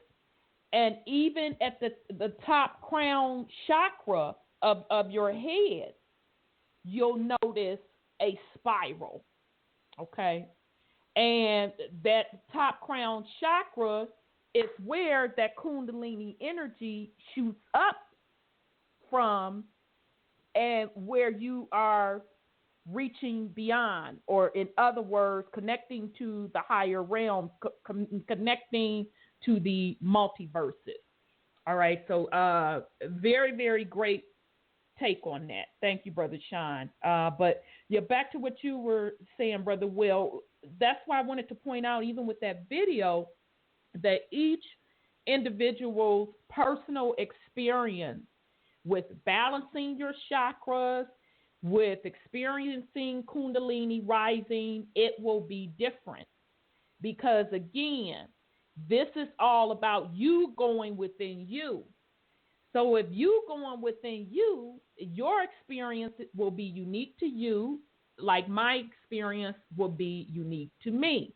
My experience with Kundalini rising was through meditation and also through sleep or dreams, like Brother Will saying, traveling in other realms, getting particular messages, or while I'm in those realms, being initiated into higher orders. So in other words, meaning being that I now know how to access those higher realms. So I just want to make it clear that everybody's experience is different. So on this journey, it is your individual journey, and there is not a blueprint temple for the masses. It's only your individual blueprint, and you write that blueprint. And Brother Sean also says, like the blowhole on a whale or dolphin, same places are soft spot. Absolutely. That soft spot is considered your crown chakra, which would make sense. Which would make total sense. So meaning when that energy shoots up, it's going through that soft spot. So very, very good point. And one lady in one of the clips that I pulled talked about how you can actually locate your crown chakra when all she really had to say is just locate your soft spot. Okay, so very, very good point. So did anybody else have anything they wanted to put on it before we move along? I think I want to go into a video by a Indian man. He actually really, really jammed on it. Kundalini Awakening the Shakti Within. He broke it down so plainly, I was shocked. And I actually broke his video up into 2 parts. So, of course, we will go to one part and talk about it, and then come back to the other if time permits. So anybody else have anything they want to put on it? And I am searching for the damn video, of course. I wanted to add that as I was listening to the video, your Christ consciousness is probably activated by your karma. I was thinking that when people are put in the same situation from the previous cycle, of life that they failed, that their guides or spiritual guides, their ancestors who come with them, or whoever is to make the same situation happen again so the person can make a better choice, is for them to raise to their Christ consciousness and not keep making the same mistakes they made the last time they were here. And when you do the Egyptian mystery schools, they said you have 10 fetters that you have to accomplish before you stop coming back and back and back. And I'm sure that's when you get to your Kundalini and your Christ consciousness and your higher chakras, is once you get that Christ consciousness or those 10 fetters that they spoke about in the Egyptian mystery schools. It's interesting that you say that, sis, because damn, y'all, I told Brother Will don't blow American Gods, but that's a tight series, by the way, family. If you can watch it, I highly, highly, highly recommend it. I think I'm either on the second or third episode. So on one of the episodes, this lady wound up passing. And so death came to her door to collect her. So they wind up walking up this, not escalator, but I forget what fire escape thing outside. And when they got to the top of the building, they wind up like in this desert with this sand. So the death, or the angel of death, or however you want to depict it, laid out, had this scale. And I said, I already know what dude finna do. So, of course, he pulled out the feather, laid it on the scale. And so the lady, kneeling, because they both kneeling down, and he put the feathers on the scale. So then he reached in her chest and pulled out her heart. And she like, oh, shoot, why you do that? He's like, you don't need this no more anyway.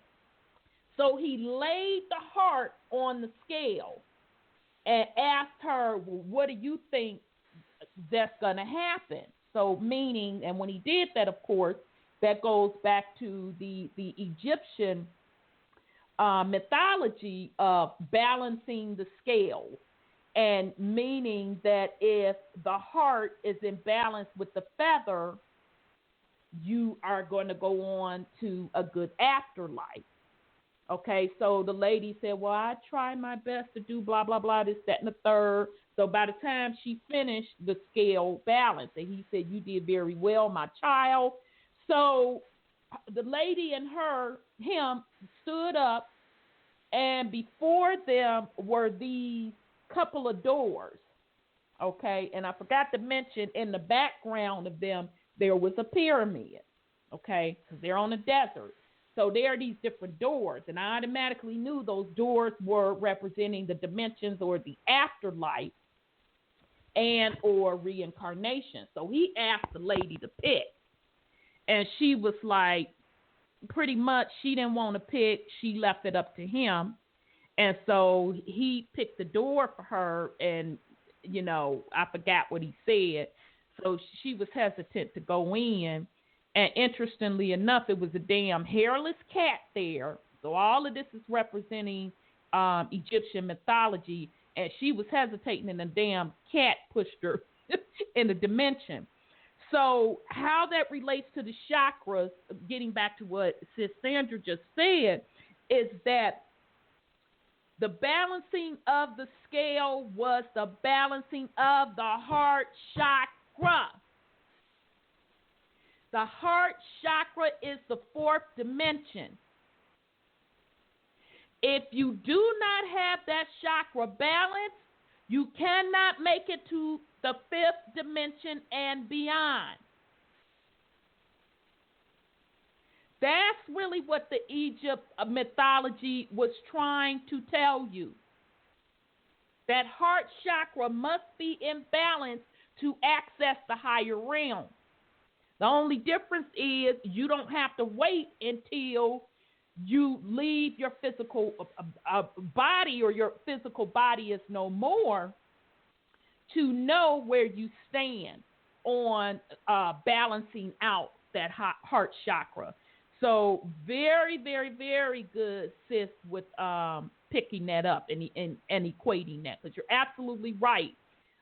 You don't have it balanced when, the physical body deceased, meaning you didn't fulfill your soul contract per se.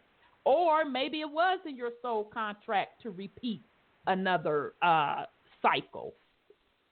But very good point, sis. Very good point. Okay, so let me see. Where's this damn video, y'all? Okay, Kundalini Awakening. All right, bear with me. Oh, I hope it's on here, because it's a good one, too. Okay, let me see. Okay, there it is. Okay, all righty. Now, this one is going to be long, but trust me, this is about 20 minutes. Trust me, it is well worth it, because this particular man, he really, really broke it down. So here we go.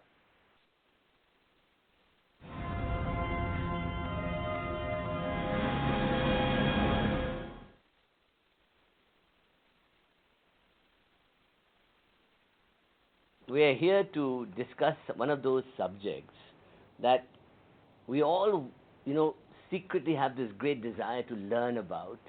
We all want to know about it, but there seems to be so many mysteries veiled around it, so much mythology, and is it Tantra, is it dark, what is it? Kundalini, the moment you say the word Kundalini, you're thinking gurus, and, you're thinking of secrets and things like that.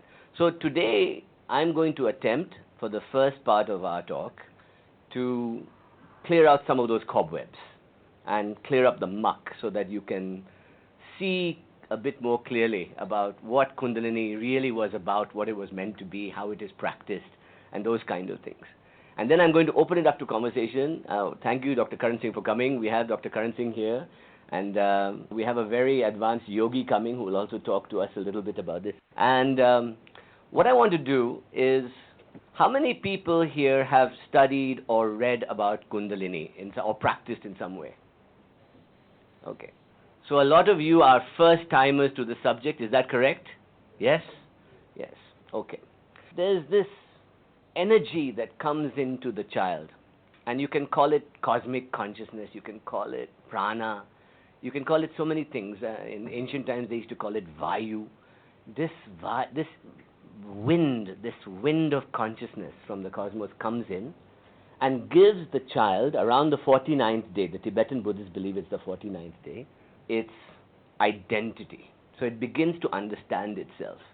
And there's a psychochemical equation which we'll talk about later that occurs. Then when the child is born and grows up and fully formed with spinal cord and brain and frontal cortex, that energy is not needed anymore for general survival. That's what M was saying. That energy is not needed anymore. So it goes and rests at the bottom of your spine, right? And it sits there, and it really, in most people, occasionally it gets activated, as he said, when you're passionate, or you're seeing a beautiful sunset, or you're listening to bhajans and kirtans and you feel ecstatic, or you take hallucinogens and you have an experience. These are little spurts of that, coming and awakening a little bit. And when that happens, you feel, there's something more. There's something beyond this ordinary life that I can tap into. But how many of us actually go and pursue that? Right? The promise that the Indian yogis discovered, and you'll see that it's even more ancient than that, was that you can actually wake it up through a process, and the end result is an extremely super conscious bliss state, right? Which all of us have heard about, we've all thought about. This ultimate happiness, ananda, bliss, this state, and this is what the purpose of yoga is, and we'll be talking about that. But the Kundalini is that energy. So in the basic Hindu philosophy, there are three circles that represent the human body and the cosmos, right? And these three circles, the bottom circle is the earth component. We are our matter, we are animal, we are the base elements that make the nature of the universe come into being. That is also called Bhu, which is Bhu, Bhuva, Swaha. This is also the potential consciousness, the potential within man to rise up, right? And this bottom one is also known as Brahma Granthi, Ganesh. We worship Ganesh with it. We worship Saraswati with it. This is that part. It's also Brahma. Brahma is here. The creation of worlds, the creation of consciousness, beginning of consciousness. The human being sits in the middle. He is the self, the Atma, this conscious being that sits in the middle, which is the Vishnu Granthi. And the goddess we worship there is Mahalakshmi or Vishnu. We worship there. And that is represented by which part of the body? The heart, right? The heart. And that is the middle axis between earth and heaven. So if you think of it, Bhur, Bhuva, Swaha, right? Bhur, Bhuva, I'm in the middle. And the top part is what we can call Shiva, which is consciousness, super consciousness, the ultimate state of universal consciousness. Imagine that I am conscious and aware of you, but imagine I am conscious and aware of everything. I am everything. That super state of consciousness is the third part, Swaha, which is the bliss part. And here at the top, we call it the Parabrahman, Paramatma, super consciousness, super mind, Rudra Granthi, Mahakali, Durga. These are the concepts of the top of the sphere, right? And you will see this over and over again in Hinduism. So now you have a slot to put all the things you hear about in Hinduism or philosophy into one of these three regions. And what they discovered was that if you imagine that you are a conduit, like a beam of light is going through you. In fact, one of the earliest descriptions of Shiva is that Shiva is a beam of light with no beginning and no end, right? In fact, Vishnu and Brahma fight about it to try and figure out who can discover the end of Shiva. And what they discovered was that one climbed upwards, one climbed downwards, and neither of them could get to the end. And so they came out and they said, yes, Shiva, Supreme Consciousness, Mind, is the ultimate reality. That is the God. Now, in order to come to the earth, Shiva connects to the earth, to beings, to matter, through the human consciousness. So it descends. Now, one of the things Sri Aurobindo always says is that you can rise towards Kundalini using the old yogic techniques, or you can create the ground for consciousness to descend into the matter, into you. So both ways work. Either it comes down, which is, when you hear in religion things like surrender, submit to the goddess, the God, let him come. That is coming down. That is grace coming down into the earth. When you lift up yourself and you reach for it, that is like yoga, like Kundalini yoga, like meditation, like techniques, like Tantra. Then you're reaching upwards. And what happens when you reach upwards is that grace says, God says, this guy is really trying hard, let me help him. And it descends for you to come up again. So you reach and then you part the veil and you see the cosmic light. And what are they promising there? Let's look at that. So the Indian mind went really far with this, right? And they discovered an entire inner cosmos that they could map to help you open that beam of light from top to bottom, from bottom to top, right? And that is what we call Kundalini.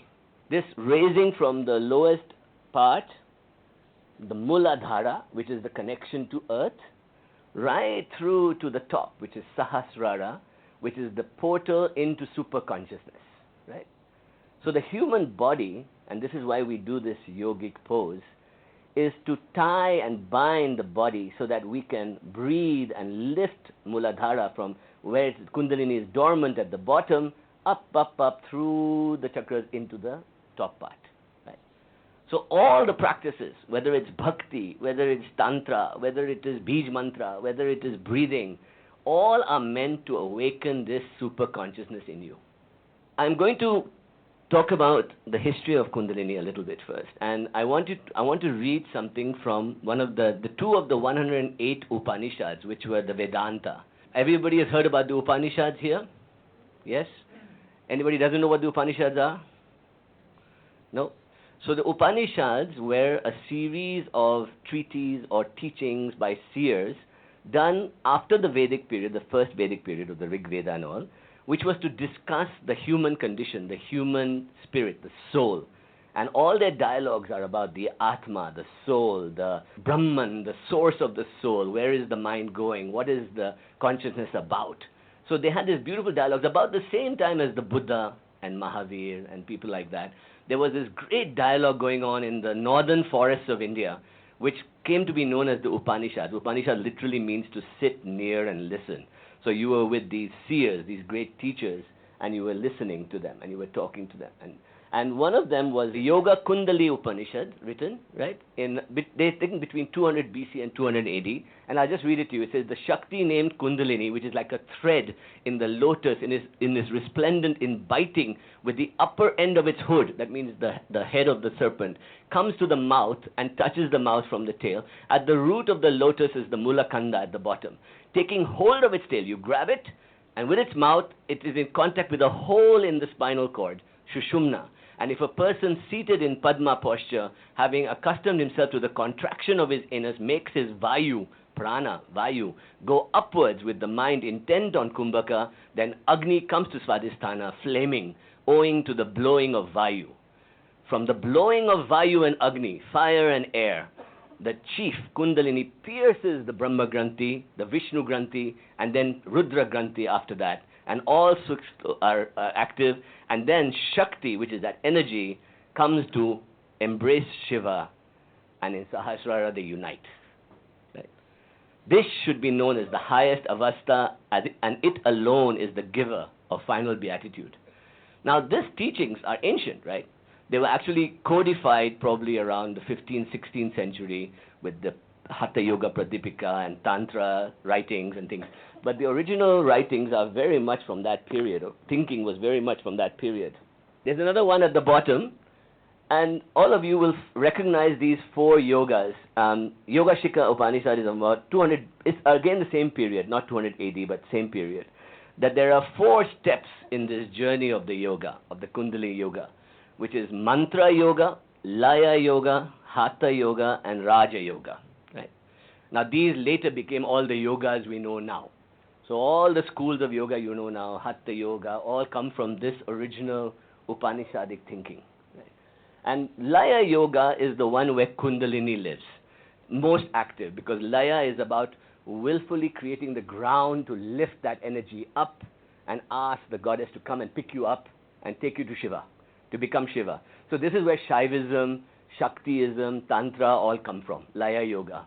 So all of you have heard of Babaji and Kriya Yoga, right? All of you have heard of that. Kriya Yoga is from Laya Yoga, right? Kundalini Yoga is from Laya Yoga. So Laya Yoga is the name, in case you've never heard it, of the yoga of lifting up your Kundalini. This is a classic image of Kundalini. They say that it is like a serpent coiled around a little linga at the base of your spine, a little bowl at the base of your spine, in the Muladhara, 3.5 times. And once it opens, can you see? Once it opens, it will start climbing up the spinal cord. Right? This is what it looks like. These are some of the representations done in in Indian art. So if you ever see the serpent, in any culture you will see the serpent, it usually represents this journey of the mind from matter to cosmos. Right? So don't mistaken the serpent as the garden of evil, of Adam and Eve. What he was giving them was knowledge, right? That's why the founding fathers of the church said Adam and Eve sin, right? Because knowledge was considered to be something that wouldn't let you live in the world. You couldn't be a good human being. You couldn't be a good father or a good husband or a good job employee. You end up, thinking only of the divine, right? So they knew that, and that's why they said the serpent is evil, because it gives you knowledge. Right? So the serpent has always been throughout culture, and I'll show that to you in a second. The second part is that once it starts rising, it starts at the bottom of the spine, then two serpents in mythology go up. One on the left side right side called Ida, and one on the left side called Pingala. They both go up through the two passages along the spinal cord. They go up, up, up, And when they hit the top, when they hit the third eye, something happens, something dramatic happens. And it opens a door, and you see what they call the 1,000-petal the lotus petals. And that is light, an unbelievable light that you cannot imagine. And that is the beginning of your gate into superconsciousness. So the journey is from ground, serpent rises, climbs up, and gets to the top. These are some of the images from the last few hundred years of this. This is recent, but this shows you this is from Rajasthani art of 18th century. That's earlier recognition of the serpent rising. On the left, you see Ida and Pingala, and then in the middle, you have the passage where Kundalini rises, and that is called Shushumna, in the middle. Right? So if you have heard these words, Shushumna, Ida, and Pingala, they represent this. And this is what you see when you break through at the top of your head. The 1,000-petal lotus. It is like supposed to be the most incredible vision you can imagine. It is, basically, if you think about it, it is like standing in the middle of your brain and looking at the dome of your brain, and it's lit up with millions of photons. Can you imagine what that would be like? So you can see your brain, you can see cosmos of the universe, and you can see your inner body, all three at the same time. That's why it's called a 1,000-petal lotus. So where did this knowledge come from? And if you look here, you see that we have always been fascinated with this, from Egypt to Indus Valley to Sumeria to China. This was a Shiva Linga found in the Indus Valley. So, Shiva was being worshipped as far back as 2,500 BC. And Shiva is the god of raising Kundalini. He is the consciousness that sits at the top waiting for you to come. What was this original knowledge? And the ancients discovered a few things. One is that they correlated spiritual experience with the pineal gland. This is the eye of Ra, and it looks exactly like the thalamus, the pineal gland, and the pituitary gland area of the brain. This one, and I'll show you in a minute. This is the yin and yang image of Chinese art, which is the dragon or serpent eating its own tail. It's called the Ouroboros, and it means basically that you're creating a circuit that is the cosmic circuit, which gives you beyond duality. Between yin and yang is the third, which is the absolute consciousness. Then you have, in Indus Valley, you have a yogi-type king sitting in posture, and on the top of his head is two serpents, it looks like, or it could be horns of an antelope, but many think it's serpents coming and touching at the Kundalini here, at the top of the head, the Shiva Linga. In fact, the pineal gland, which is the most interesting thing that we're going to discuss, this is the pineal gland cross-section of the brain, right? And this is the eye of Ra, right? So you see the similarities between the thalamus, the pineal, right, and the pituitary.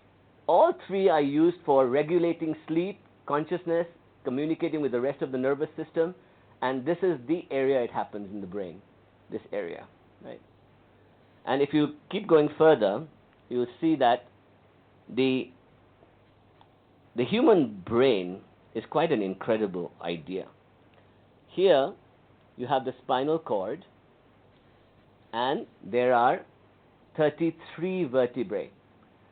Can anybody tell me where somebody has seen the number 33 before? Anywhere else? The serpent, yes. And we also have 330 million gods in Indian mythology, right? There's 330 in total is the count, and then 33 is and so 33 is the root number from which it grows. Yeah. And why is that? Because our ancients knew about the spinal cord being the gateway. They knew about that. So our sacred numbers come from very practical spiritual mathematics. The brain is a very unusual idea. You have this wonderful spinal cord that connects to the brain here, and this is called the reptilian brain, right? Reptilian brain means that this is what you need to survive, to be automatic, to run or forage or hunt or gather or procreate or have sex. These things happen there. Then you have a connection, the limbic system, which is the trigger, or I would say almost like a CPU of connecting your limbic, your reptilian complex with your thinking brain. It is also the home of all emotions. This is where emotional occurs. This is where we worry, we get depressed, experience ecstasy, we turn on and off hormones, all from this area. This is where the pineal gland and all occur. And at the top of the brain, which is the only human beings really have this huge frontal cortex, which is this cortex, the neocortex. This is where all our reasoning, our thinking, our imagination, our creativity occurs, right? So they discovered very ancient times that you could turn on the pineal gland, right, and do something here, right, through breathing, through control, or through hallucinogens. They used to take hallucinogens to do it, right, a lot of them. And they also somehow figured out the connection between the entire system from the bottom to the top and the brain. Right? So our ancients were really doing a serious scientific examination of psychology. And recently we have discovered, in the last 10, 15 years, that what happens is that not only does the spinal cord release different hormones along it as you trigger it. So if you trigger it in different ways, like say Kundalini or drugs, you will get different experiences of different parts of the spine, right? But at the top of the spine, at childbirth, during gestation, and at the coming of ecstasy moments, a chemical is released which goes into the same area as the pineal gland, right? All right. So that particular video is called, Kundalini Awakening the Chakra Within, and that's from the YouTube channel Universal Quest. So before I start going in with my comments, does anybody on the panel, anyone of the family, has something they want to put on it? Okay. All righty. Well, what I particularly liked about this first half of the video, he is equating a lot of the Indian culture, mythology, or religion, and how it is really about the entire chakra centers or Kundalini energy. And what was interesting to me, I always thought that in Hinduism that they knew about, balancing of the chakras and Kundalini energy, but in that particular room, everybody was Indian and nobody particularly knew about it. So that was eye-opening, particularly to me. Now, the important points in that first part of the video also, he made a very clear distinction, and we've been talking about this over the past couple of weeks, that in the middle of the chakra system, which is your heart, that is the gateway between your lower and higher self, or your lower and higher dimension.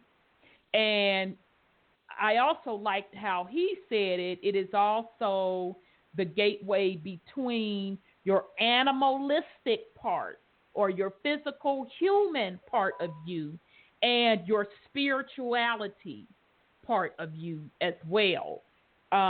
So I also like that. And so, yes, Brother Sean, about the number 33, I made some notes on that as well. Because actually, Brother Sean, I had came to that conclusion. Actually, I was doing meditation when I came through that conclusion, because I have discussed this with several people offline, when he talks about that 33rd. And so that 33rd vertebra, which is at the base of the skull, or the Abdubla Magada. And we've talked about that several times on this show also. Okay, and how, once you pass that, that's the access to the pineal gland, and then, of course, the crown chakra. Now, interestingly enough, anyone that follows the whole Illuminati situation, Mason and all that, etc., you notice that in those secret societies, specifically Masonic that, you know, folks think they all that in a bag of chips when they reach that 33rd degree. Okay, and some of the Moors teach this also at some of the Moor science temples or whatever, or that study the science behind it.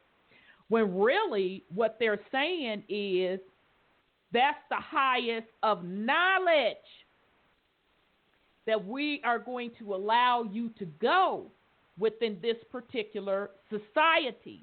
So in other words, we'll never give you access to those higher sciences. Okay? So in other words, we stopping you right at the back of your Abdullah Obligaten, which was actually the same plug. I think I Am Universe mentioned this in the chat room, that was in the back of Neo from the Matrix skull. Peep the game, people. Peep the game that's going on. So anyway, in those particular secret societies, that's what they mean with the 33rd degree. Well, if you're trying to get to your crown chakra, your pineal gland, those are the ultimate gateways to all of the energy sources within the universes and multiverses. Okay, so even the word Mason, and I've learned this from different people as well. I think Seven Bomar was the first person that I heard speak on this, and maybe even Brother Bobby Hemmett. But even the variation of the words or derivative of the word Mason is mother son.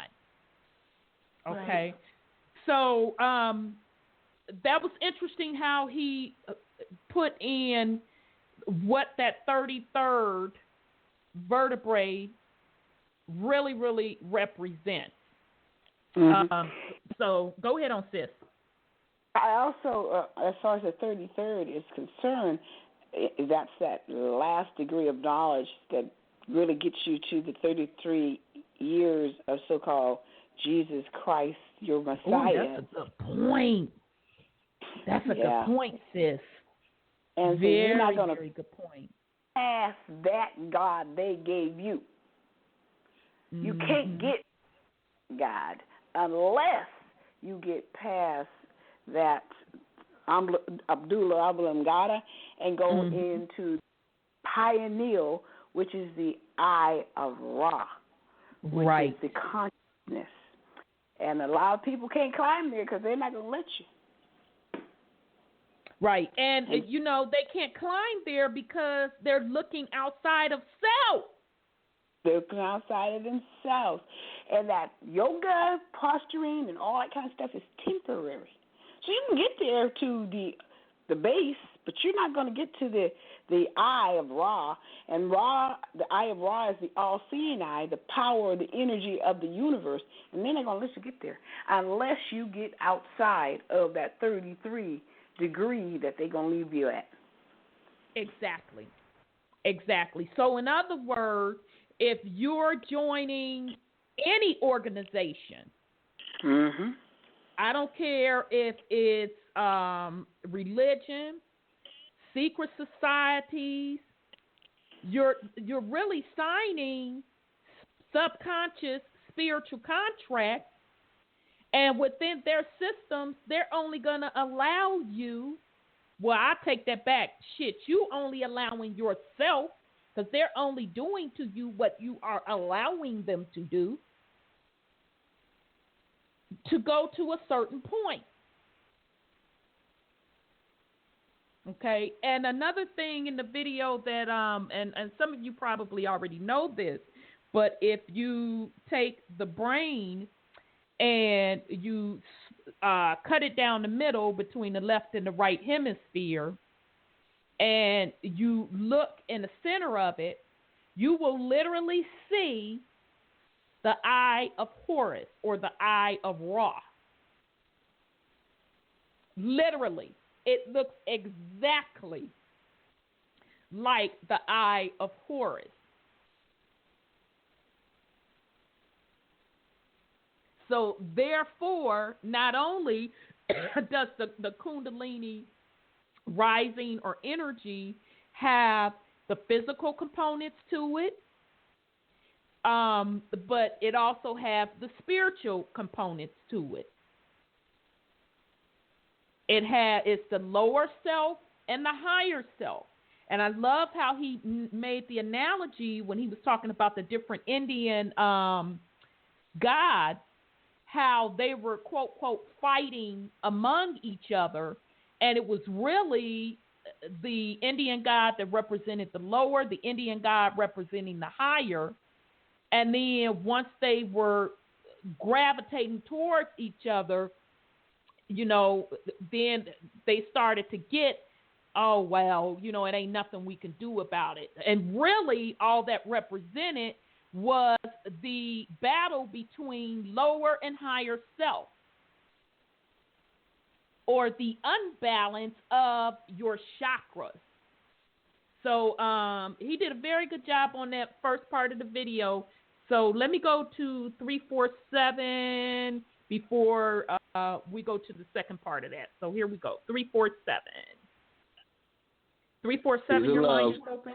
Peace and love. Peace and love. How are you, Rhonda? I'm good. How are you? Oh, fantastic. I am so I don't know, I don't like using the word blessed, but I guess I can use it here to have really tuned in tonight.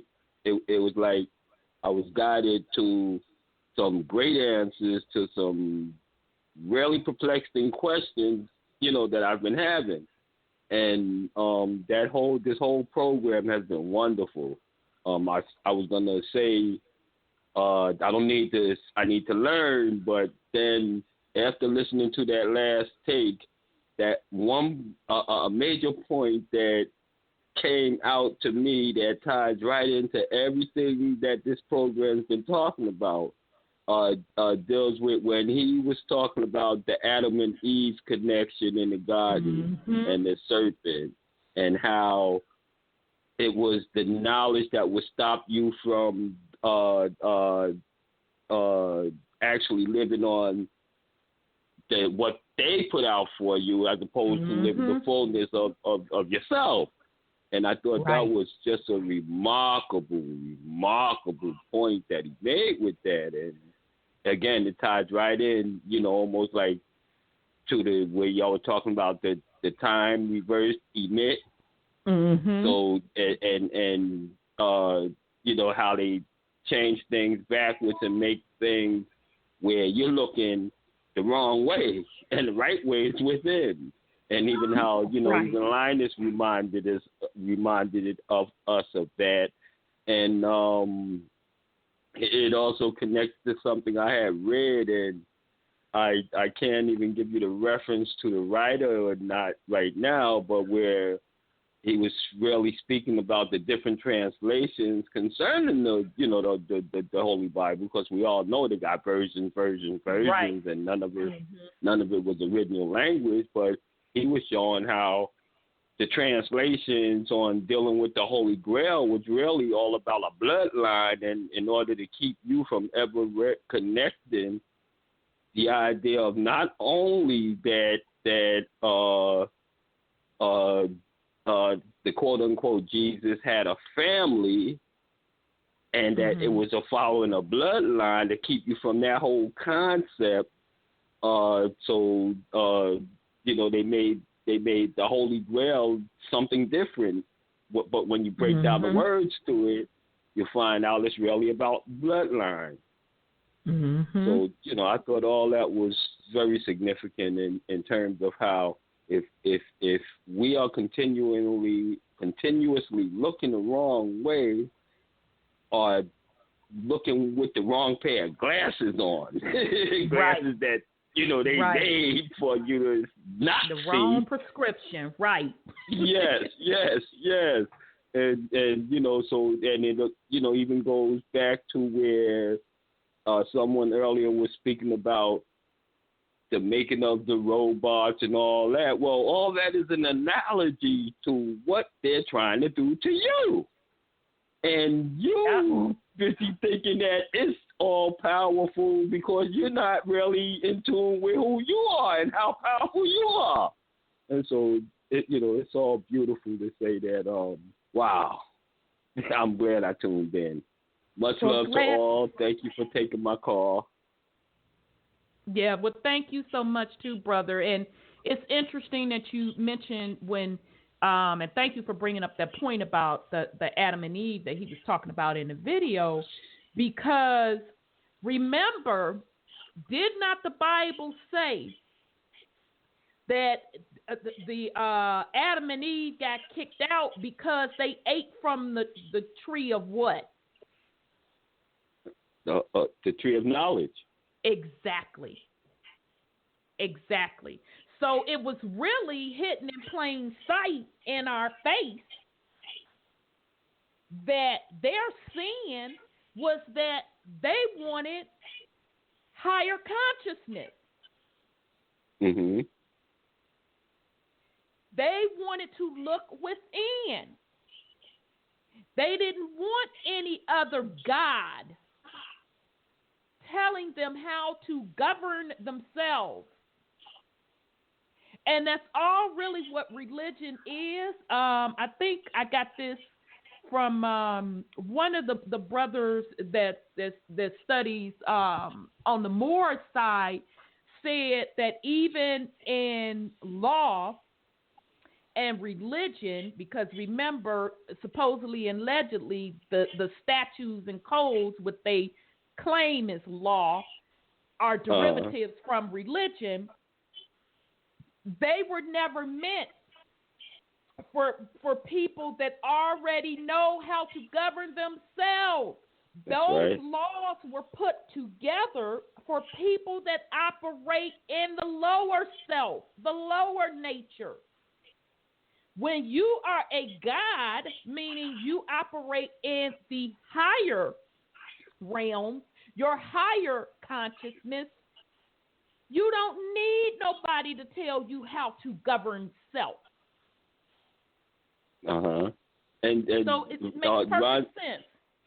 And plus, adding on that point, I was just reflecting today how, our folk, our family, they are all so really, truly loving and honorable to such a great extent, law-abiding. And just imagine how, because of the strange mixture of the truth and falsehood and the glasses that they were given and believe in, so they will fight and die to defend what is not true. Will. Absolutely. And that's the thing that's gonna make things happen just in the blink of an eye. That wake up, hey, that's not really law. Hey, that's not really true. Hey, that's not really for you. And you're awake. Yep. Absolutely. Well, very, very good point, brother. Good to hear your voice. Thank you for that. Thank you. Peace and love. Peace and love. Okay. Okay, 661, I see you. I want to bring up a couple of points we have in the chat room. Shadow Warrior was making a comment on the video about the struggle between the gods in the Indian religion, and doesn't that go into every religion? And I'm totally agreeing with Shadow Warrior. So basically, even in the concept of Hindi, it was masked as deities, entities, gods, or a form of religion, putting it in the context of happening outside of self. And so Shadow Warrior said, just like Christianity, the Old Testament, and God is different from the New Testament. Absolutely. So all of the particular mythologies, religion, anytime they are speaking of the things that are happening outside of self, then that's not where the focus should be. But really, all of that is symbolism for what is going on within, the battle between your lower self and higher self. And so, yep. So Brother Sean said, like Clash of the Titans, like Inky and Enlil. Absolutely. And Brother Sean also made the comment that the Christ, the crystal, oil, sacred fluids, Kundalini energy. So very, very good point. And, the Christ itself, that Christ consciousness itself, I had came to the realization that once you are in that state, that's when you get the concept of becoming the crystal. Okay?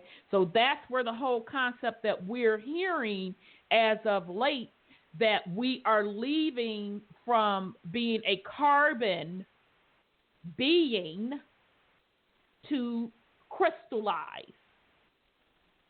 Okay, you get it? So from the carbon state, because doesn't carbon turn into diamonds once it's under hot pressure at a certain temperature? At so many ages, it becomes a diamond or that crystal state. That's what Christ consciousness means. That's what accessing that crown chakra means as well. Okay, so let me go to 661 before we go to the second half of the video. Peace and love. Peace, How you doing, brother? I'm well. How are you? Oh, I'm doing pretty good. I don't know if somebody said this or what was said. I was listening to what everybody's saying. When did Jesus rise? On the third day. On the third day, yeah. What is the third Kundalini? The solar plexus of the chakra. And it symbolizes the sun.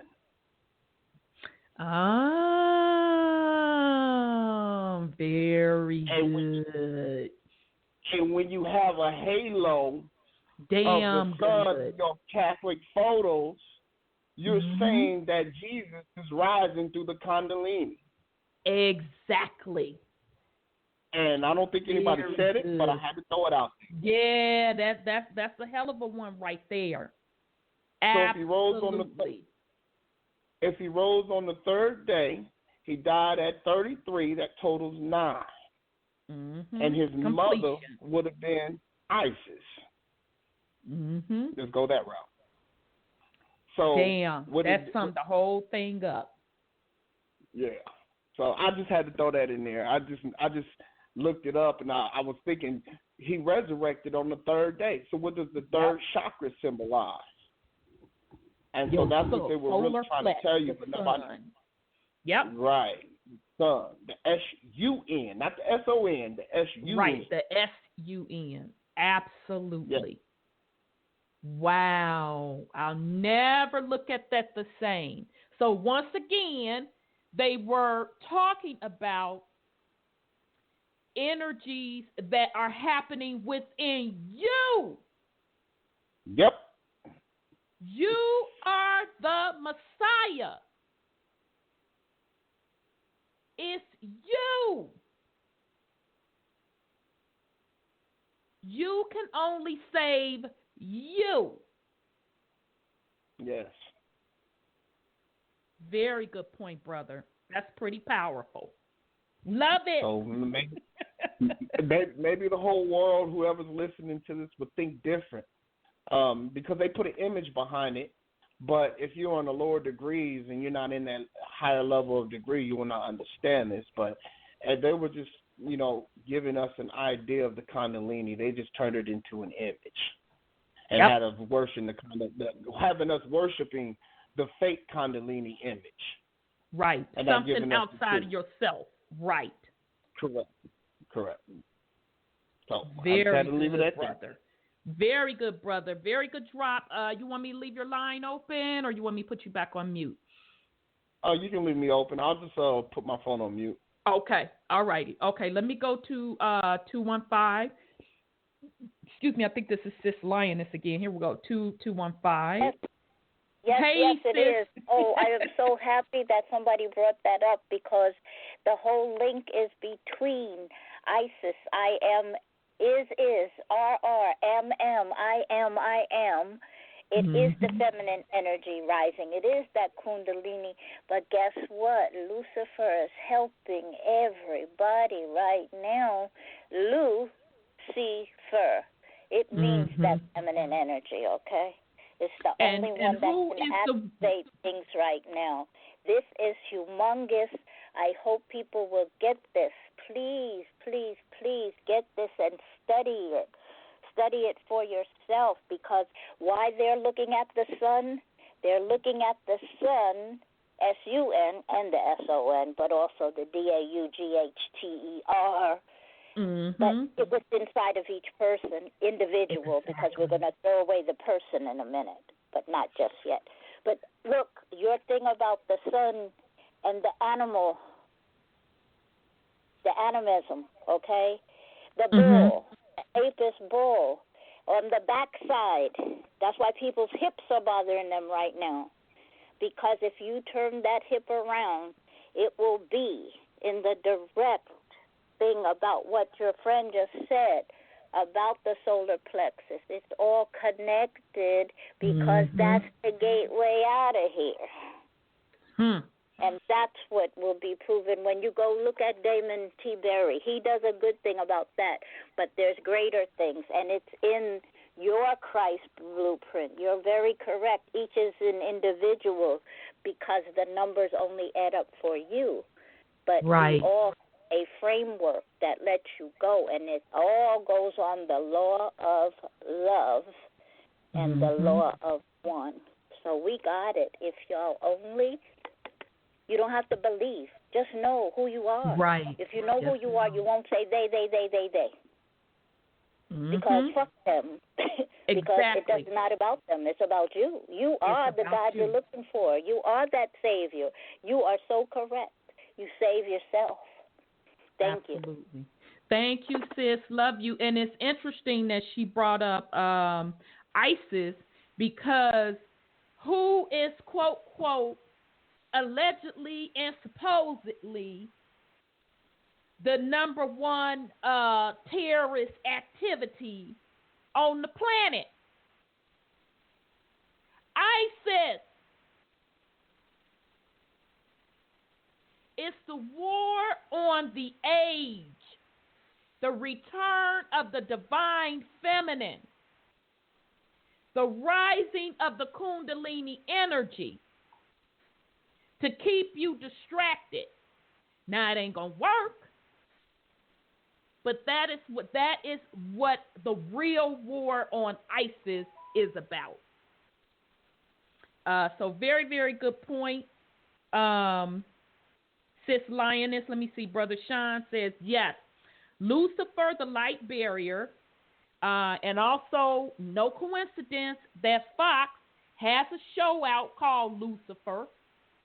So check that out when you get a chance, and it's all about him not really being the bad guy, him getting a bad rap. Very, very interesting. Lucy, the so-called oldest remain found in Africa, and Lucia found here in the Americas.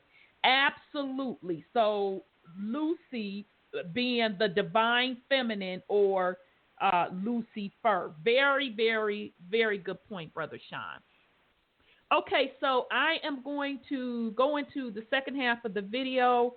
Shadow Warrior, you're the only one left in the chat room, beloved. So if you want to join us, we're about to go into overtime. You're going to have to dial 929-477-3858. If you're not able to join us, thanks so much.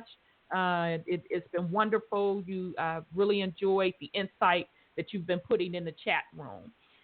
Okay, family, so we're going to go into the second part of the video, which is Kundalini Awakening the Shakti Within by Universal Quest.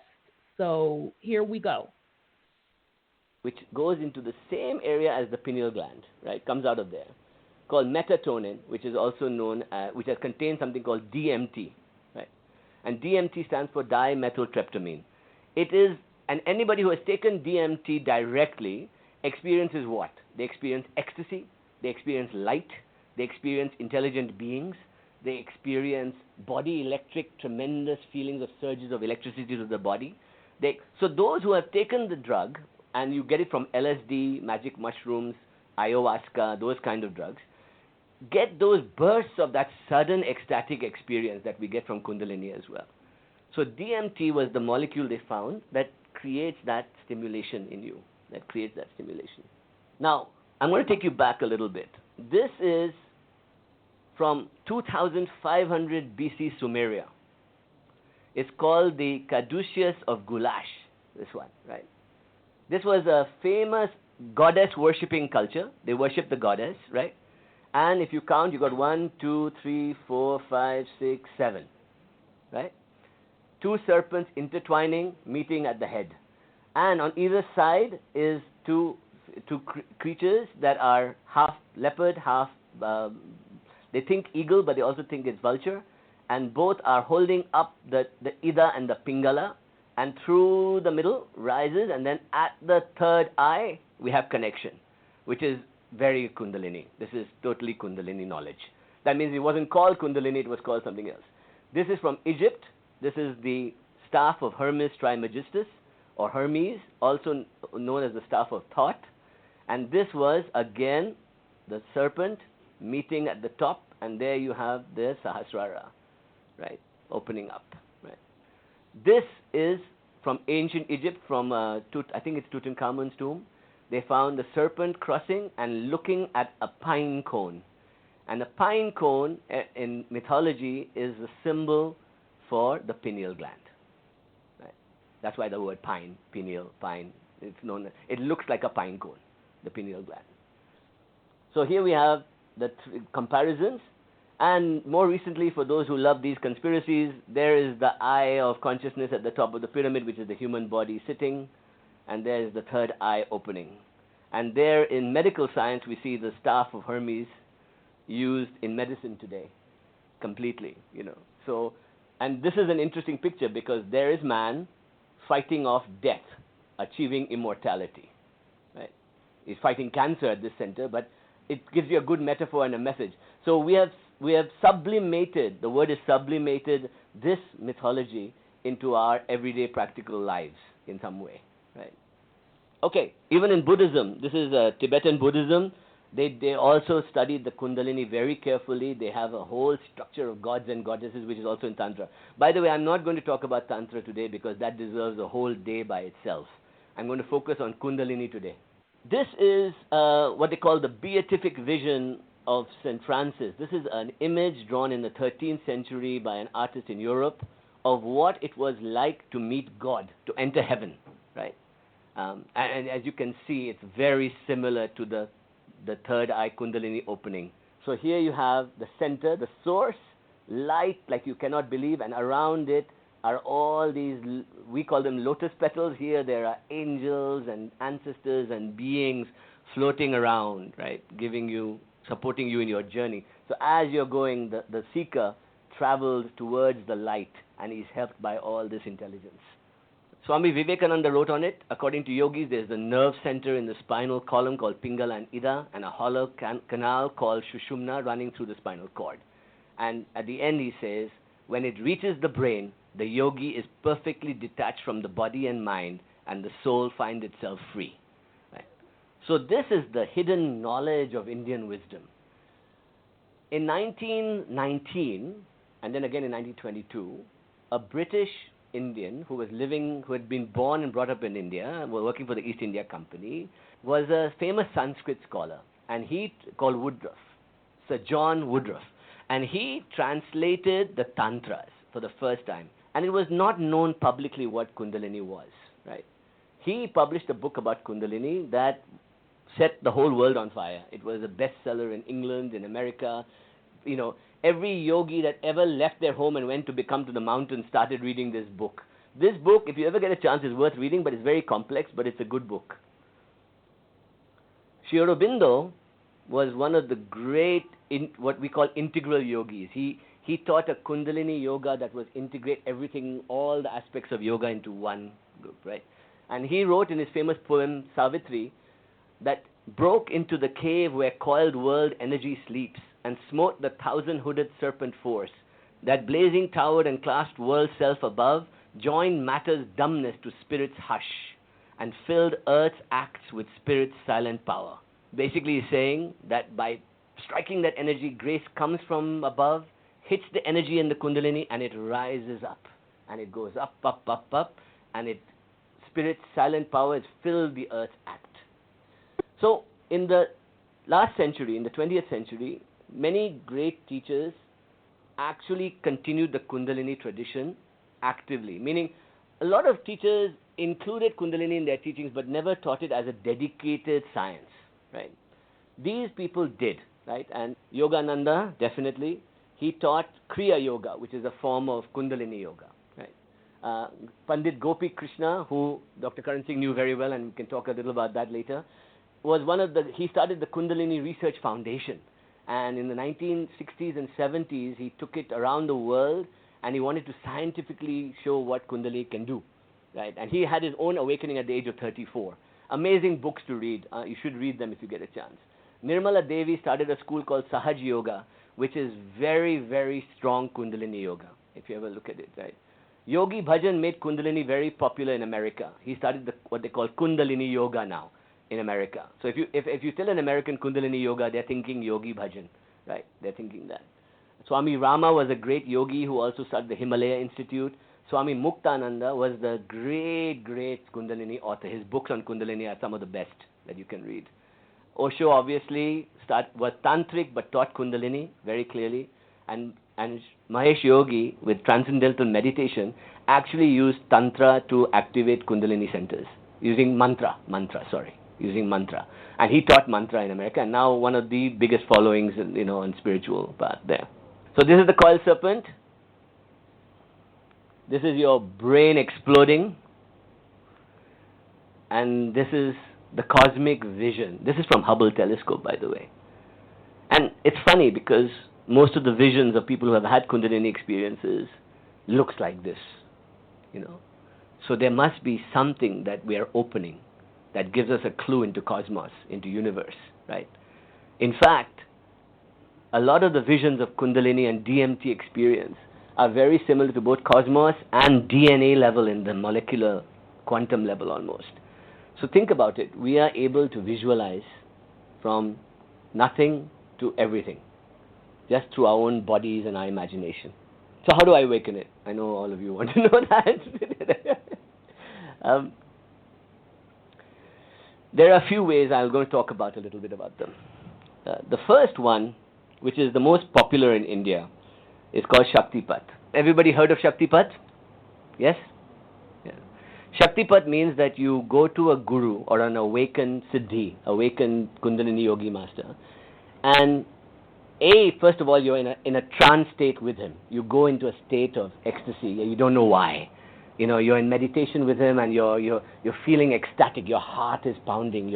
And yogis who have practiced siddhis have that ability to spread that energy. They can spread it to you, right?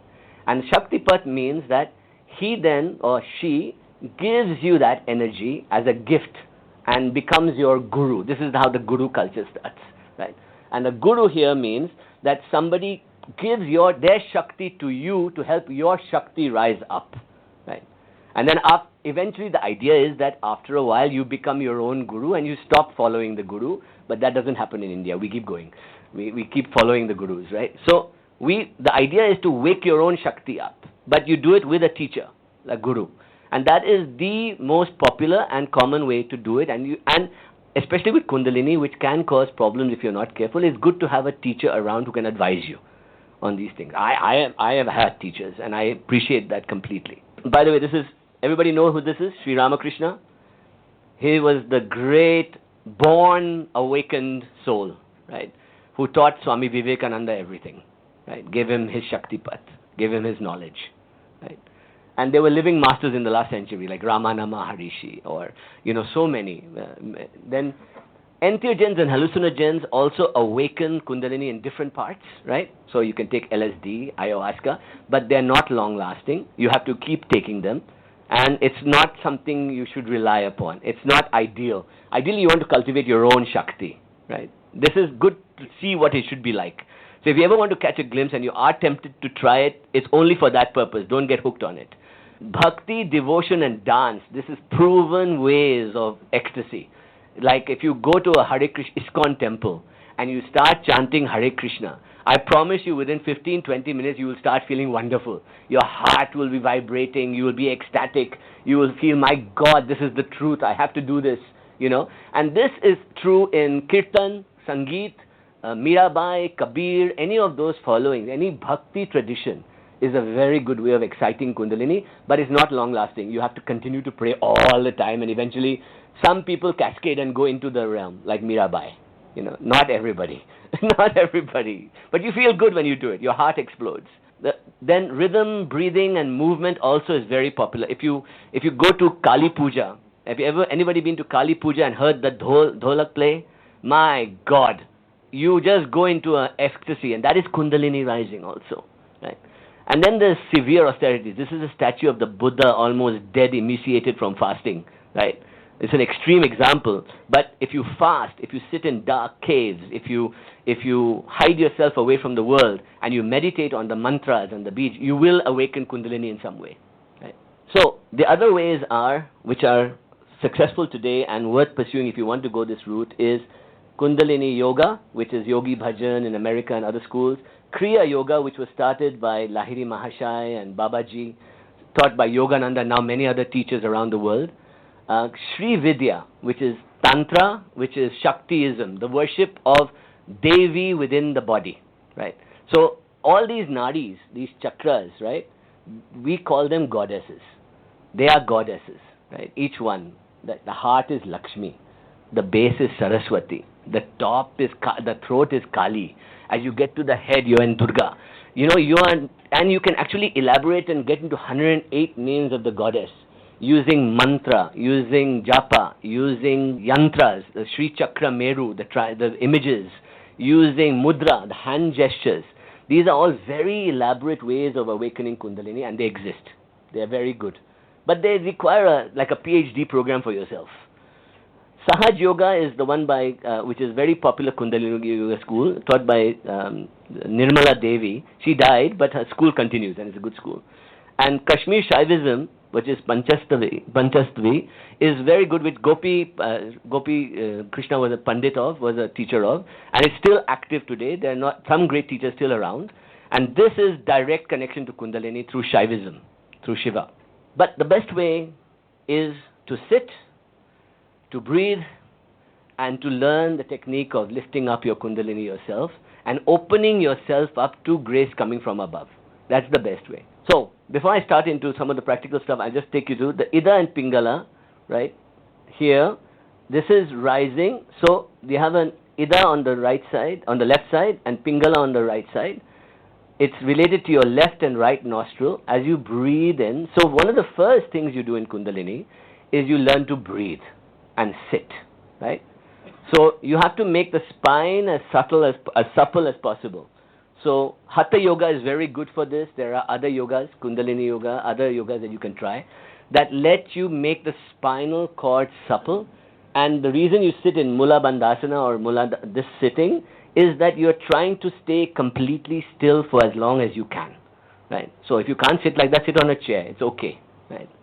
Then, as you activate the breath on the left and the right, you start creating a current here, like this. And eventually, from the Muladhara, a current will rise up the middle, Shushumna, which is the beginning of Kundalini rising. And you can feel it sometimes. I mean, give it a try right now. Suck like a whistle inwards. And feel that rising air, Vayu, going through you.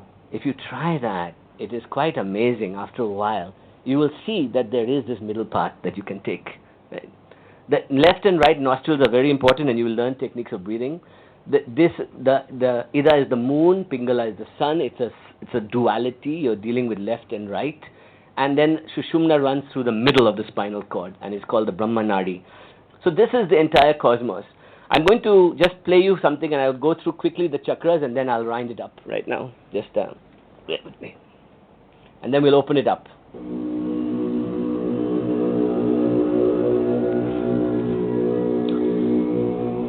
This is the chanting of the Bij mantras, of the 7 Bij mantras that awaken the Kundalini. And you will hear them in a second.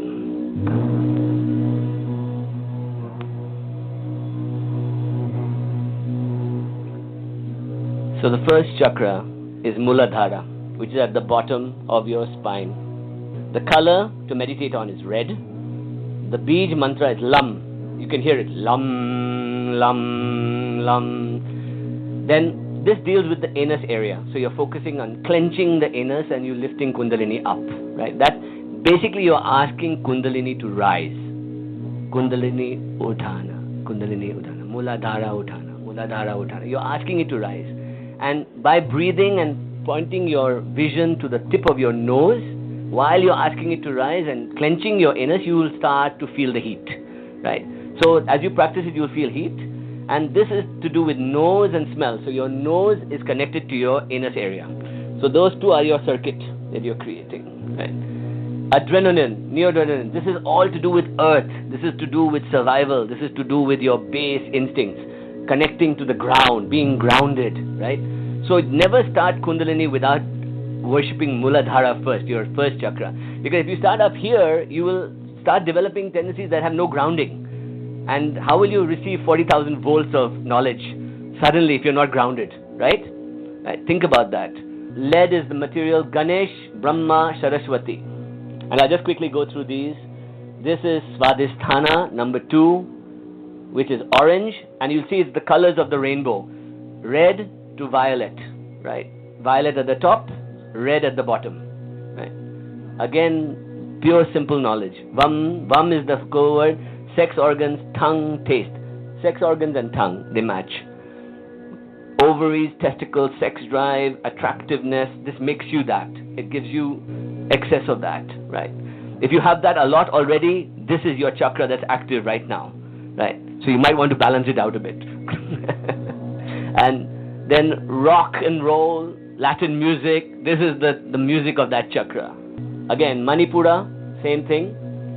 Yellow, rum, rum, rum, rum, rum. Solar plexus, eyes, vision, pancreas, chanting. This kind of chanting is very good. This chakra is very important for living in the world. Because it's the third chakra, it's also in Buddhism called Hara. This is where we hold this is the center of gravity of the body. It's from where you begin the spiritual journey, upwards. From the heart, you go to the heart and then you go up. So this one is very important if you want wealth, prosperity, balance in the world. That third chakra is very important. The fourth chakra is the axis between spirit and matter, the heart. Anahata. Anahata means clapping with one hand. The sound of one hand clapping. Literally means that. It also means antelope's horns, but it means one hand clapping. That means at this point there is no matter, no and O. So you're between O and Om, that way. You're in that U point. And there, Yam is the word. Yam, heart chakra, fingers and touch. So if you see in Reiki and all, and pranic healing, you lift your hands up to your heart. Have anybody seen that? You lift your hands up to your heart. Why? Because the heart chakra activates the hand, right? So you can receive and heal through the hand if you practice the heart chakra meditation. This is all about immunity, blood cells, strengthening the body through, conquering disease, giving out compassion and love, healing the world, becoming a healer. The heart chakra is critical on that. Visuddha is the throat chakra, and that is to do with hum, throat, hearing, thyroid. This is balancing the body. This is speaking. This is preparing the brain. This is the home of Kali. This is where Kali sits. Kali sits here, and the mythology is that Kali sits there. The symbol means that at this point you are knocking on the door of heaven, and you're saying, please let me in. And Kali says, why? What have you done? You know, it's like the judgment of heaven. You know, you're there. And she stands there with her sword ready to cut your ego off. And she wears the 50 garland heads around her neck, which is 50 heads of the Sanskrit vowel letters, the 50 sounds. So if you can utter the sounds, if you can say the word and say, I have let my ego go, she cuts your head off and you can enter the Rudra into Shiva. That's what it means. High note singing, opera, high frequencies, ether, Shiva and Kali begin here. Sadashiva. Agya is the third eye, the pineal gland. This is where it's all going to wake up, right? And this is intuition and mindful knowing, sleep, consciousness, pituitary. It's pituitary, not pineal. Pineal is the last one. And here you have music of the spheres and Om, the sound Om. So if you want to meditate on only one sound, if you want to do only one, do Om. That's the one sound. Sahasrara, the ultimate crown, right here on the top of your head, right? On top of the head. Sahasrara is bliss. This is the beginning of ecstasy. You see the 1,000-petal lotus, you experience it, and this is where it all happens. I'm going to show you a little video done by a very famous American artist called Alex Gray, which shows what Kundalini awakening would be like if you saw it inside.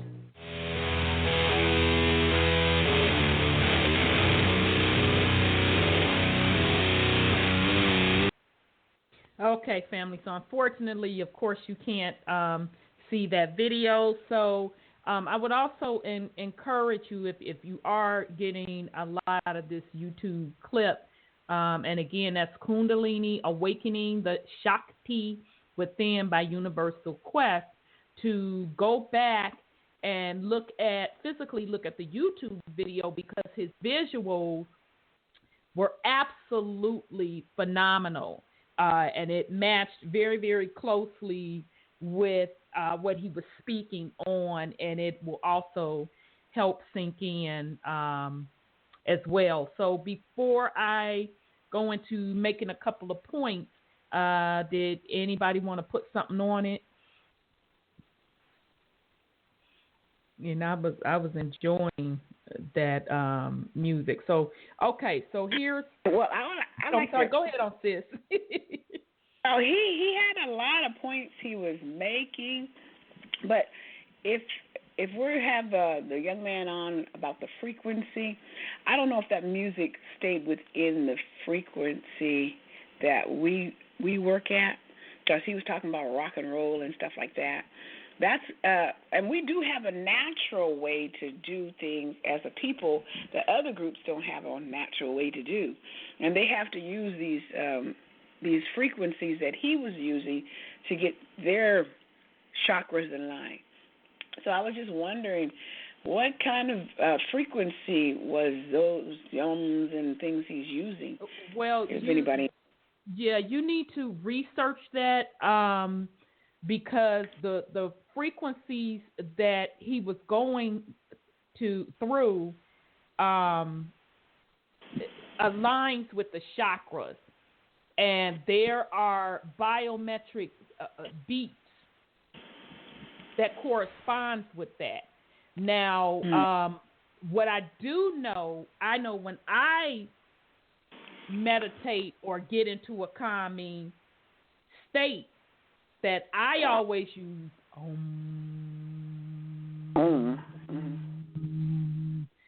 That is universal language. That is a universal sound. So that's just something that you need to do a little bit more research on, because he was not giving us anything that's for them and for us. He was actually literally giving you universal frequencies and tones that can also be mapped back to mathematics. So even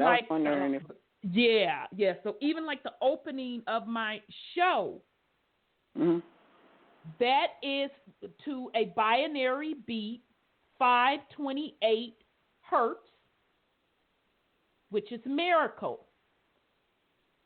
Right. So yeah, he wasn't giving us anything outside. You know, so yeah, just a little bit more research. 40, yeah. That would take us to the higher frequency that we need to be at. Yeah, I was wondering what frequency he was using. Yeah, Brother Sean. 528 is also love. Absolutely.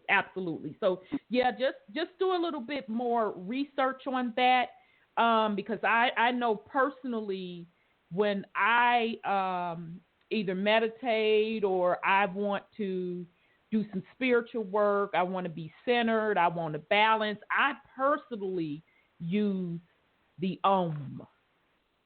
It reminds me of Tina Turner. You know, she went into Buddhism to find her center when she went through all that abuse.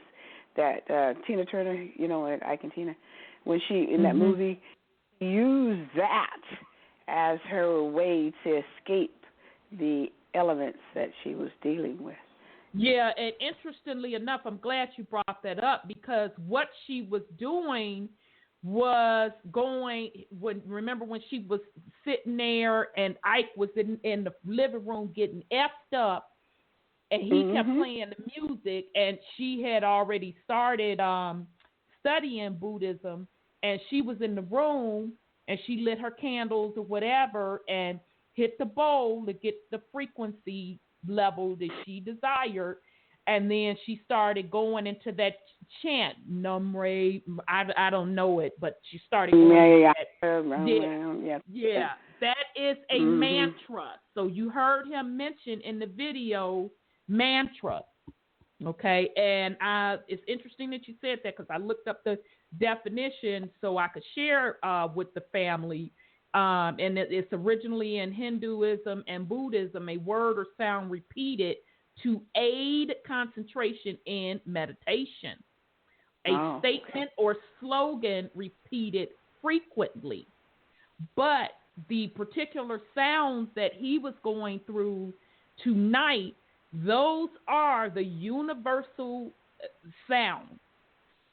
Each and every one of them that he was going through.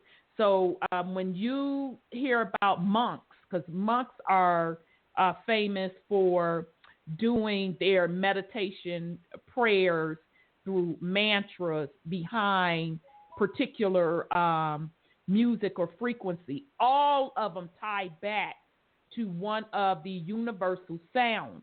And when you do a little research on that, you'll Manin Ra. I know I'm not saying that right. I'll have to look it up, the Tina Turner mantra that in Buddhism. Anyway, when you do some research on those frequencies and sounds, you will also find out that each one of those frequencies ties back to the original musical scale. And they can also ties back to a sacred geometry shape. And if you add them together, they either come to the number of 3, 6, and 9, which is the shape of a wave, the cosmic wave, the Kundalini energy. So that was a very good question that you brought up, sis. And Brother Sean said, as he was going through the video with the particular chant or mantra or sound, that sound, he said, came from the War of the Worlds with Tom Cruise.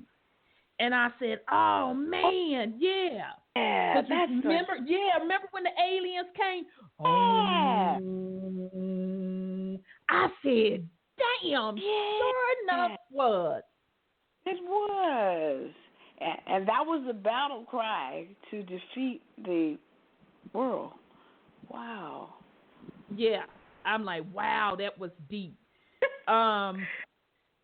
Real deep. But I'm glad you brought up that, sis, about those particular frequencies that he was going over. Now, another thing that I wanted to, again, point out, because he kept mentioning Shakti. Okay, so, Shakti, again, is in Hinduism, the feminine principle of divine energy, especially when personified as the supreme deity. Okay, so in particular Hindu or Hinduism, you'll hear about Shakti and Shiva, which just means one end of the spectrum of the energy sources on that chakra system or that Kundalini rising. And then he also talked about all of the energy sources or chakras. And Brother Sean, you have broke it down how he said there's 108 goddesses. And so Sean pointed out that the 1 + 8 = 9. Okay, so I thought that was pretty interesting as well. So once again, he equated, since his audience were Indian and they practice Hinduism for the most part. That's interesting. Shakti,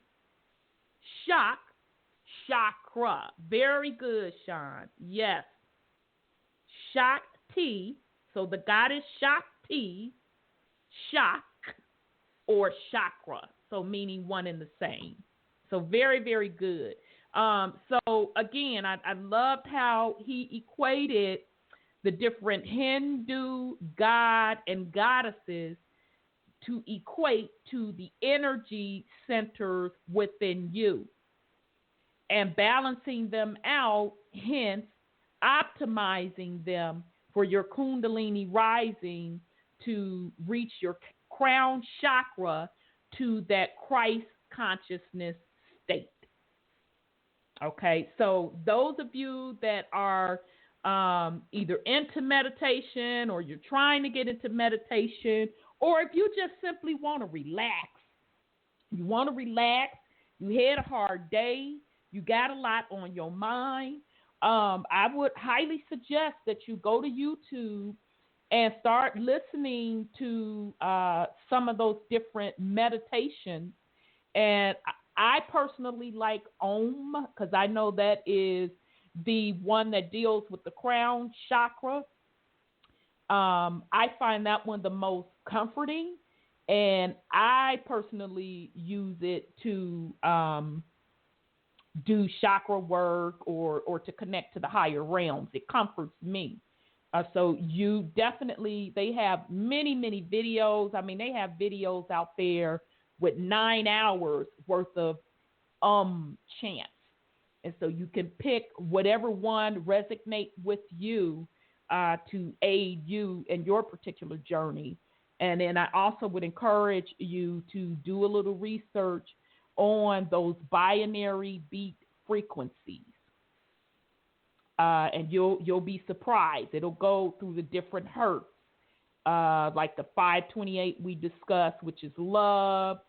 And matter of fact, the intro music to the show, I purchased it through the company Source Vibration, and they gave me the permission to use that in my opening. And they created the entire sacred tones, and we used to call them albums. But they literally created each sacred tone into its own little song. So I would definitely encourage the family. Yes, Brother Sean, there's a healing frequency. There's a healing frequency tone. There's one for fear.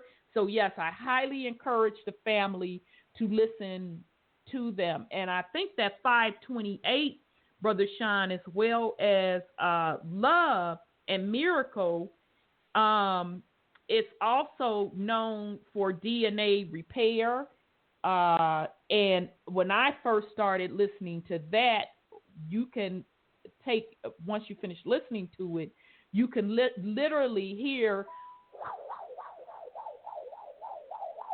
within your ear. So I would highly encourage the family to do a little research and do a little work on that as well. Okay, so did anybody have anything else they wanted to put on it? I had another point and I lost it. Shoot. Okay. All right. So I'm going to play one last video, and then we're going to come back and discuss it. This is by Brother Nasir Raw, How to Use Kundalini Energy for Ascension. So let me make sure I can find it before I say that.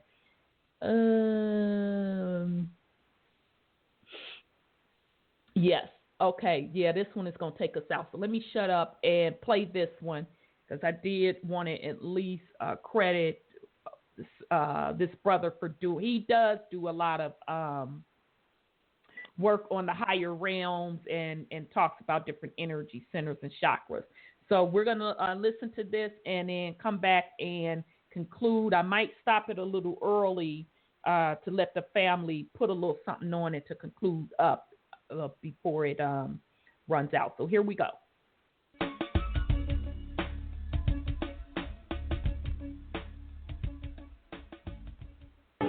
It glimpses sometimes when somebody, you know, they're about to call and they call. It glimpses sometimes you have an out-of-body experience. It's just hit or miss. It's haphazard. You just haphazardly bumping into certain buttons in your Lexus. You bump into certain buttons in your i8 BMW. You see? So you say, wow, that's a sunroof. I didn't know it could do that. Wow, there's a holographic readout on my screen. I didn't know it could do that. Wow, I could change the lights inside my car. I didn't know it could do that. Unleash your hidden power. The time is now. The time is absolutely now. Tune in for our next part 2 of this particular video. There's so much to be revealed, and I have about 2 more pages to reveal more of this information to you. So tune in next time for part 2 of this particular video, and we'll see you next time. Peace and love.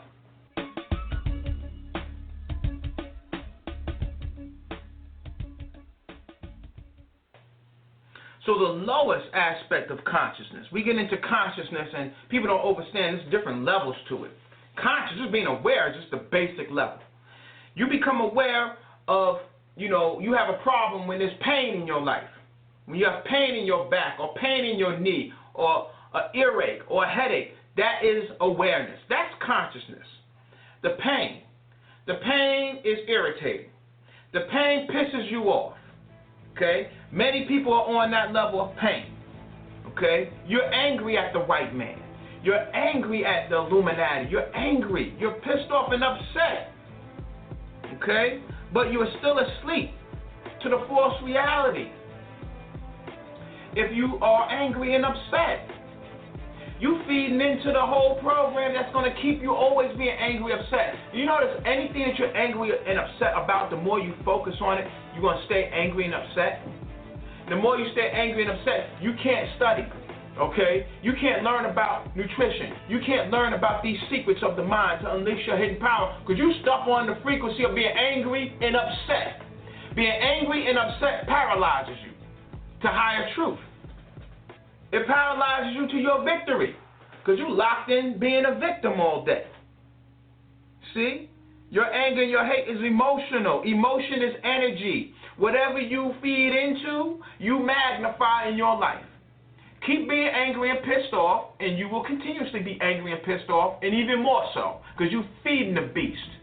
Okay? My master teacher said, do not feed into it. We used to always say, I'm feeding that. Don't feed into it.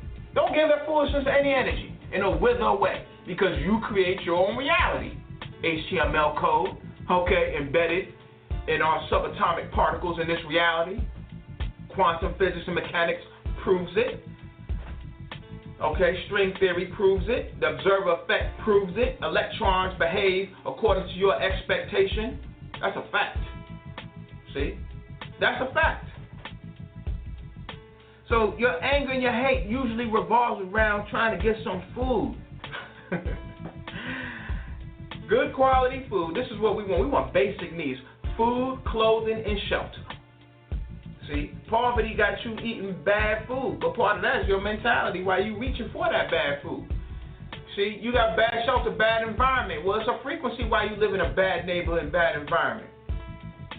Poverty got you not getting the clothes you want, the transportation you want, all the things that you want. It's all based on anger and poverty. They all go together. Okay? Instead of focusing on how to. This is why we're so successful. We ain't just some people use YouTube as a form of venting. They work at Burger King, and they dare not talk like that on the job, they're behind be fired. They dare not talk like that at the office, because they'll get let go.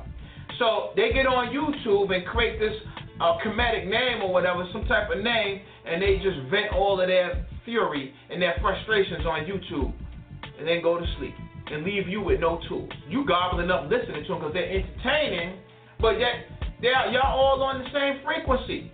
Hidden Power University gives you the tools to rise above all of it. See?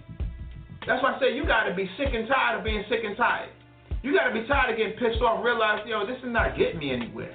I need some tools. I need some jewels. You see? I need something to raise above this because you know what? I'm sick and tired of this frequency. That's when people come over to Hidden Power University. Some people it takes a while to graduate, and some people graduate really quick, okay, because their tolerance for bull is very short. Other people can tolerate a lot of bullshit, and they wallow in it longer. But everybody's going to graduate to Hidden Power University. Everybody's going to come on over to Hidden Power University, one way or another at some time or another. It may not be me, but it's a frequency. We went by many names throughout eternity, and even on this planet during this cycle, many names. But as other individuals and organizations begin to lose energy, you're going to eventually come on over to the truth. It's just a matter of time. If not this lifetime, the next.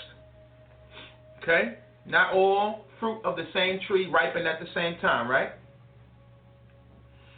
So whatever you worry about, you preoccupy your mind about, okay? This mundane existence, okay? People say we shouldn't have our heads in the clouds. All right, well, keep your head down here on earth. You see, if you aspire to better things, you got to put your mind in a high place. You ain't going to win fighting the beast. He's the ultimate, he's a trickster warrior at its best. You're going to win by conquering the beast within yourself. Where do you think the external beast comes from? You. RBG. Huh? Truth is truth. You're going to see one way or another. Talk about the white man, get a bunch of so-called conscious black people together. They don't know how to act, don't have any cultural refinement. You be like, dang, that's a black devil. Where do you think the white one came from? You see? So worrying about your food, clothing, and shelter is a form of worshiping the beast. That's what animals do. All day they trying to get some food and scared that they're going to get eaten. Okay? Think about it. All animals all day. Look at the birds. Look at the squirrels. Look at the earthworm. Look at the bees. All day they trying to get some food and worry and have defense mechanisms and camouflage in place to keep them from being eaten. Look at you. All day you work and work so you can have food, clothing, and shelter. All the while worried about you getting fired. All the while worried about the police. All the while worried about somebody trying to rob you. You living in the image of the beast. That's just like an animal. You're supposed to use all your time seeking the kingdom first. That's what gods do. You rise above all of that. You don't have to worry about anything anymore. That's why it says seek the kingdom first. You see, if you just listen and take heed to the wisdom and the truth of our ancestors, you will be okay. You will be at peace. That's the New Jerusalem. That's the New Jerusalem. I done swallowed a flower. It's ascension tea. It's actually good. It's actually good. So moving forward, let that go. Let that image of the beast go. Let that fear and that worry go. Your food is the kingdom. Your food is knowledge. Make knowledge your food. Ascension knowledge. Okay? Get away from that fear living, that struggle. Because you're always going to be struggling. unless you ain't fed up with it. I was fed up with it. I was fed up with it at 14. Fed up. You see? Looking at the adults around me, they're not happy. They don't have no power. They don't have no twinkle in their eye. They don't see, ain't nothing really to aspire to. You see, going through this, going through that, health, and just, just mundane to me. Some of you are feeling it. Ain't much to this. I need something more. You go to church, you get everybody hollering, oh, hallelujah. I need something more. Huh? I need something more. You ever eat somebody at a certain restaurant, somebody's house or whatever, you eat a little something, I'm still hungry. You see? You going to church, going to mosque, you still hungry. Because can't nobody answer your questions. It's not enough. Especially our men. The emotional aspect is good and all. We want knowledge. We want discipline. We want some tools in place so we can build something for our families. So we can build a more powerful body, right? More powerful whatever it may be. You see? More powerful business. We want to grow. And just shouting and having a good time and dancing and singing songs is not going to take me to where I want to go. So you hustle on over to Hidden Power University. Right? So the information that you're going to get in September is going to be profound. And I'm not going to keep sitting up here giving all these jewels and video after video. We're going to do a few videos here and there. But the bottom line is you need to come on out. Because the information I disclose in September will change your life. Okay, as it did for hundreds. Look at the testimonials. You see, just look at the testimonials. Hundreds of people before you, both members and non-members, who've been approved through the application process, came to our university, have success in their life. Okay, don't believe me, check it out for yourself. So it's an invitation from a true and living God. The true and living God is you. You see, I'm just reflecting your higher self. You're the one who stumbled across this video. You're the one who chose to listen for the duration up until this point. Okay? So it's yourself, through me, calling you to a higher existence, to a higher power. Okay? I'm just giving you the invitation. I'm just giving you the invitation. Okay, will you come? Many are called, few are chosen. Choose yourself. Okay? So once you get this information, you're going to complete a certain level of the game. Okay? You're going to find magical objects, golden apples, diamond swords, magic wands. You're going to find things that help you raise yourself up. And when you do, you're going to live your life on a higher journey. There's always going to be challenges, right? But challenges are not supposed to be bad. It's not supposed to be painful, okay? A challenge, learning new things. It doesn't stop. There's always going to be these challenges, but it doesn't have to be mundane challenges. Okay? You having mundane challenges, you sitting in the classroom with a bunch of kindergartners, and you a 43-year-old man. You're supposed to be ungraduated. A lot of us that are attracted to Hidden Power University, you are an advanced entity. You were supposed to have been graduated. Okay? But you kept being distracted. You're getting left back. Okay? You're sitting in a desk that's too small for you because you're too big for it. You're not supposed to be there. We're not supposed to even be here like that, some of you. You see? Some of y'all meant to be teachers. Some of y'all just keep getting left back. Come on, we got to step it up. You're feeling the push. Okay, you feel like this level, this existence is childish. Everything is fake. Okay, now they got fake booty. Fake everything. I'm like, damn, at least in the 80s, booty was real. Right now, you see a chick, it's like Dougie Fresh, is it real? Oh my God, is it real? I don't know. You just don't know. You just don't know. Everything fake. You see? Fake vitamins, fake everything. You see? It's rubbery. You know, it's just not the real thing. It's synthetic. It's childish, and people gobbling it up like it's the real deal. You see?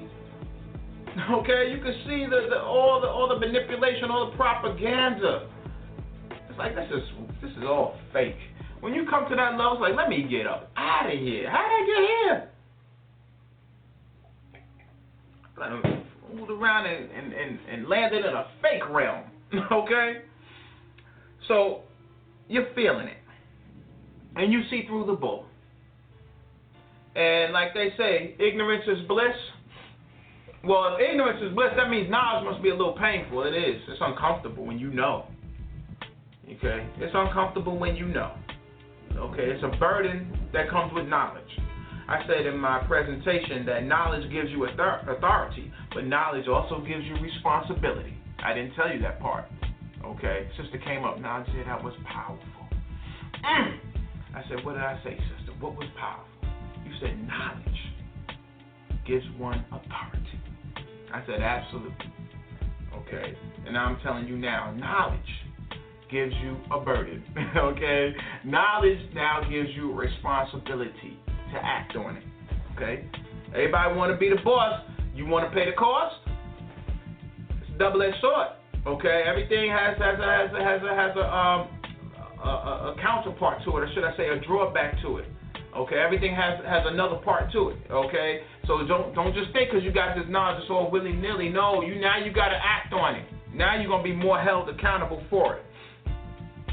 So now's the time, y'all. We got to get our golden apples in place, our diamond sword, our magic wand. We got to know how to become invisible.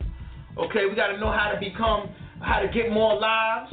Right, become invincible. Okay. And all these particular things. We got to get the power to strike down foolishness with one strike. Whack, that's it. You know, go all out against resistance force. You see, one strike knocking cats out. You see, when Ra hits you with one bolt of lightning, Shango, one bolt of lightning, you're out. That's it. You see, we got to step up this power and get these particular magical items. We're going to reveal those things at the event. So now's the time to switch on your disabilities. We got disabilities. We got abilities, but they're disabled. So therefore, you disabled. You got disabilities. You got to turn on your higher functions. You got to get the knowledge of how to work that button, how to work that knob, that gadget, that switch. So you can turn on that what you need to turn on when it's time to turn it on. Certain things you don't need on all the time. You see, I'm riding. I don't need turbo boost at all times. Cats get around meandering, not driving right, going slow. I got to turn on the turbo boost and zip around that. You see, you got to know when to put on your fog lights. You got to know when the sunroof is best. You got to know when to turn on certain gadgets in your high-end Merkaba, right? Your high-end spaceship, which is your car or your spirit. Now's the time to access that, to unlock this divine power within you by accessing not just knowledge, divine knowledge, hidden knowledge, secret knowledge, hidden power. Okay, so go ahead and get your ticket for that. Filling up fast. You get it now, you get a early bird discount, and on top of that, you bring one. Okay, all right. So now I guess he going into his event. So,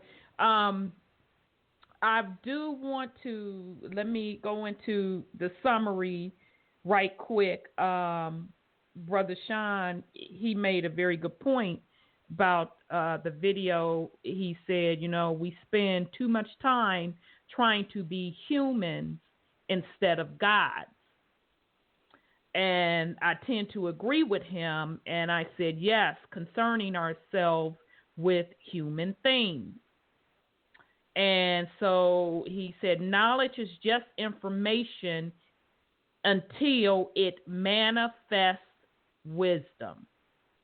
So absolutely, I agree with you.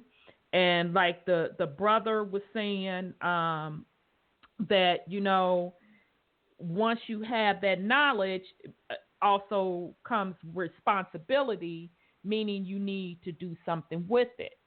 Okay, and so doing something with it is accessing those higher realms, and once you get to that point, you get into the state of knowing. Okay, so very, very good points on that. Before I forget, Sis Lioness, she's going to have a call on Saturday, and I'll post this on the Truth Compromise Facebook page, where she is breaking down the blueprint book, Consciousness and Lucy. So she'll have the call Saturday at 9 p.m. Eastern Time. I'll give out the number now, but I'll also post it on the web, on Truth Uncompromised Facebook page, 712-432-6100. And the passcode is 919-39318. And I also put that information on Truth Uncompromised Facebook page. And also a reminder to the family, next week we'll have Morris Donaldson back on the show. We were going to do the show on the Divine Feminine. That'll be the week after, but Brother Morris will be back on the show to discuss his new project, When Europe Was Black, and also other projects as well. You can pick that book up on Amazon. So before I go into anything else, I want to give everyone an opportunity for any last words. We'll start with Brother Wendell. Brother Wendell, you have any last words for the family? Or not? I know you've been awfully quiet tonight, so you may be on mute. Okay, I'm going to move on. Sis, Sandra, you have any last words for the family? You know, I was thinking too, another thing about the Lucifer stuff. Mm-hmm. The Vatican has a telescope at Mount Graham in Arizona, and it's called the Lucifer. Mm-hmm. And they are carefully watching the sky. And you know, in other places they have them also in the Arctic, watching the sky as well. But the one that they have in Arizona is called the Lucifer. And when Lioness said that Lucy is Lucy, and that talks to me about the divine feminine principle, is what they said is going to be coming back. It even says it in that Lucifer and Jesus is the same thing. In the beginning of the script, is Lucifer who tempted, and he was a light bearer. And in the end, he's also the light bearer that's coming back to rule the world. But it was a man in the beginning, and obviously it's a female in the end. And it's interesting. Oh, I'm sorry. Go ahead, sis. Oh, no, you finish. I'm done. Okay, and it's interesting that you brought that up, because when you talked about the telescope called Lucifer, or whatever the hell they call it, that's the derivative of the word Lucifer, I immediately thought of the Beatles song, Lucy in the Sky. So do a little research on that song and just the whole Beatles thing in general. We talked about that on the show, where a group of the artists from the 60s that were experimenting with the DMT. We talked about that tonight in one of the clips anyway, and how that DMT drug is access to like the crown chakra and all of that, and how they were experimenting with that whole hippie culture with those psychedelic drugs, because that's what they call them. So as I mentioned earlier, that really all of this watching of the sky is twofold. The first fold is they're watching it to know, or to have a gauge on where the populace as a whole is from a consciousness level. Okay, and then the second part of it is what age that we are in. Our ancestors mapped out what age we were in based on the cosmos, the positioning of the stars. Okay, so that's what the whole concept of the Nibiru returning and all of that. And interestingly enough, I ran across a video earlier today where this one cat had a very, very good video documenting the two suns. Once again, one right behind the other. And so he made the comment that he thinks that in the grand scheme of things that those two suns represent, that people are now visibly seeing in the sky, that he thinks, and now we're going to get just a tad bit on the flat earth theory, that it's the other part of the plane that is coming into view that was blocked off from us. And I said, that's interesting, because I always equated that second sun as a view or coming into another dimension. So very interesting as well. So as they are claiming, they're studying these different planets, the sun and the moon. They're really just gauging the energy centers of this plane. Mm-hmm. They're gauging where we are in the age. Right. So very, very, very good points. Did you have any other last words for the family, sis? I just enjoyed the show tonight. It was great. It was illuminating, if I use that word.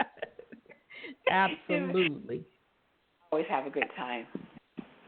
Absolutely. Well, okay. Well, thank you so much, sis. I want to thank the family as well for hanging in there with us. We will be back next Thursday with Brother Morse, and I'll just leave it at that. I want to say peace and love to you all, and then we're going to rock out. I guess I'll rock out with Dead Prez Time Travel. So love you very much, family. Peace and love, and thank you for your support.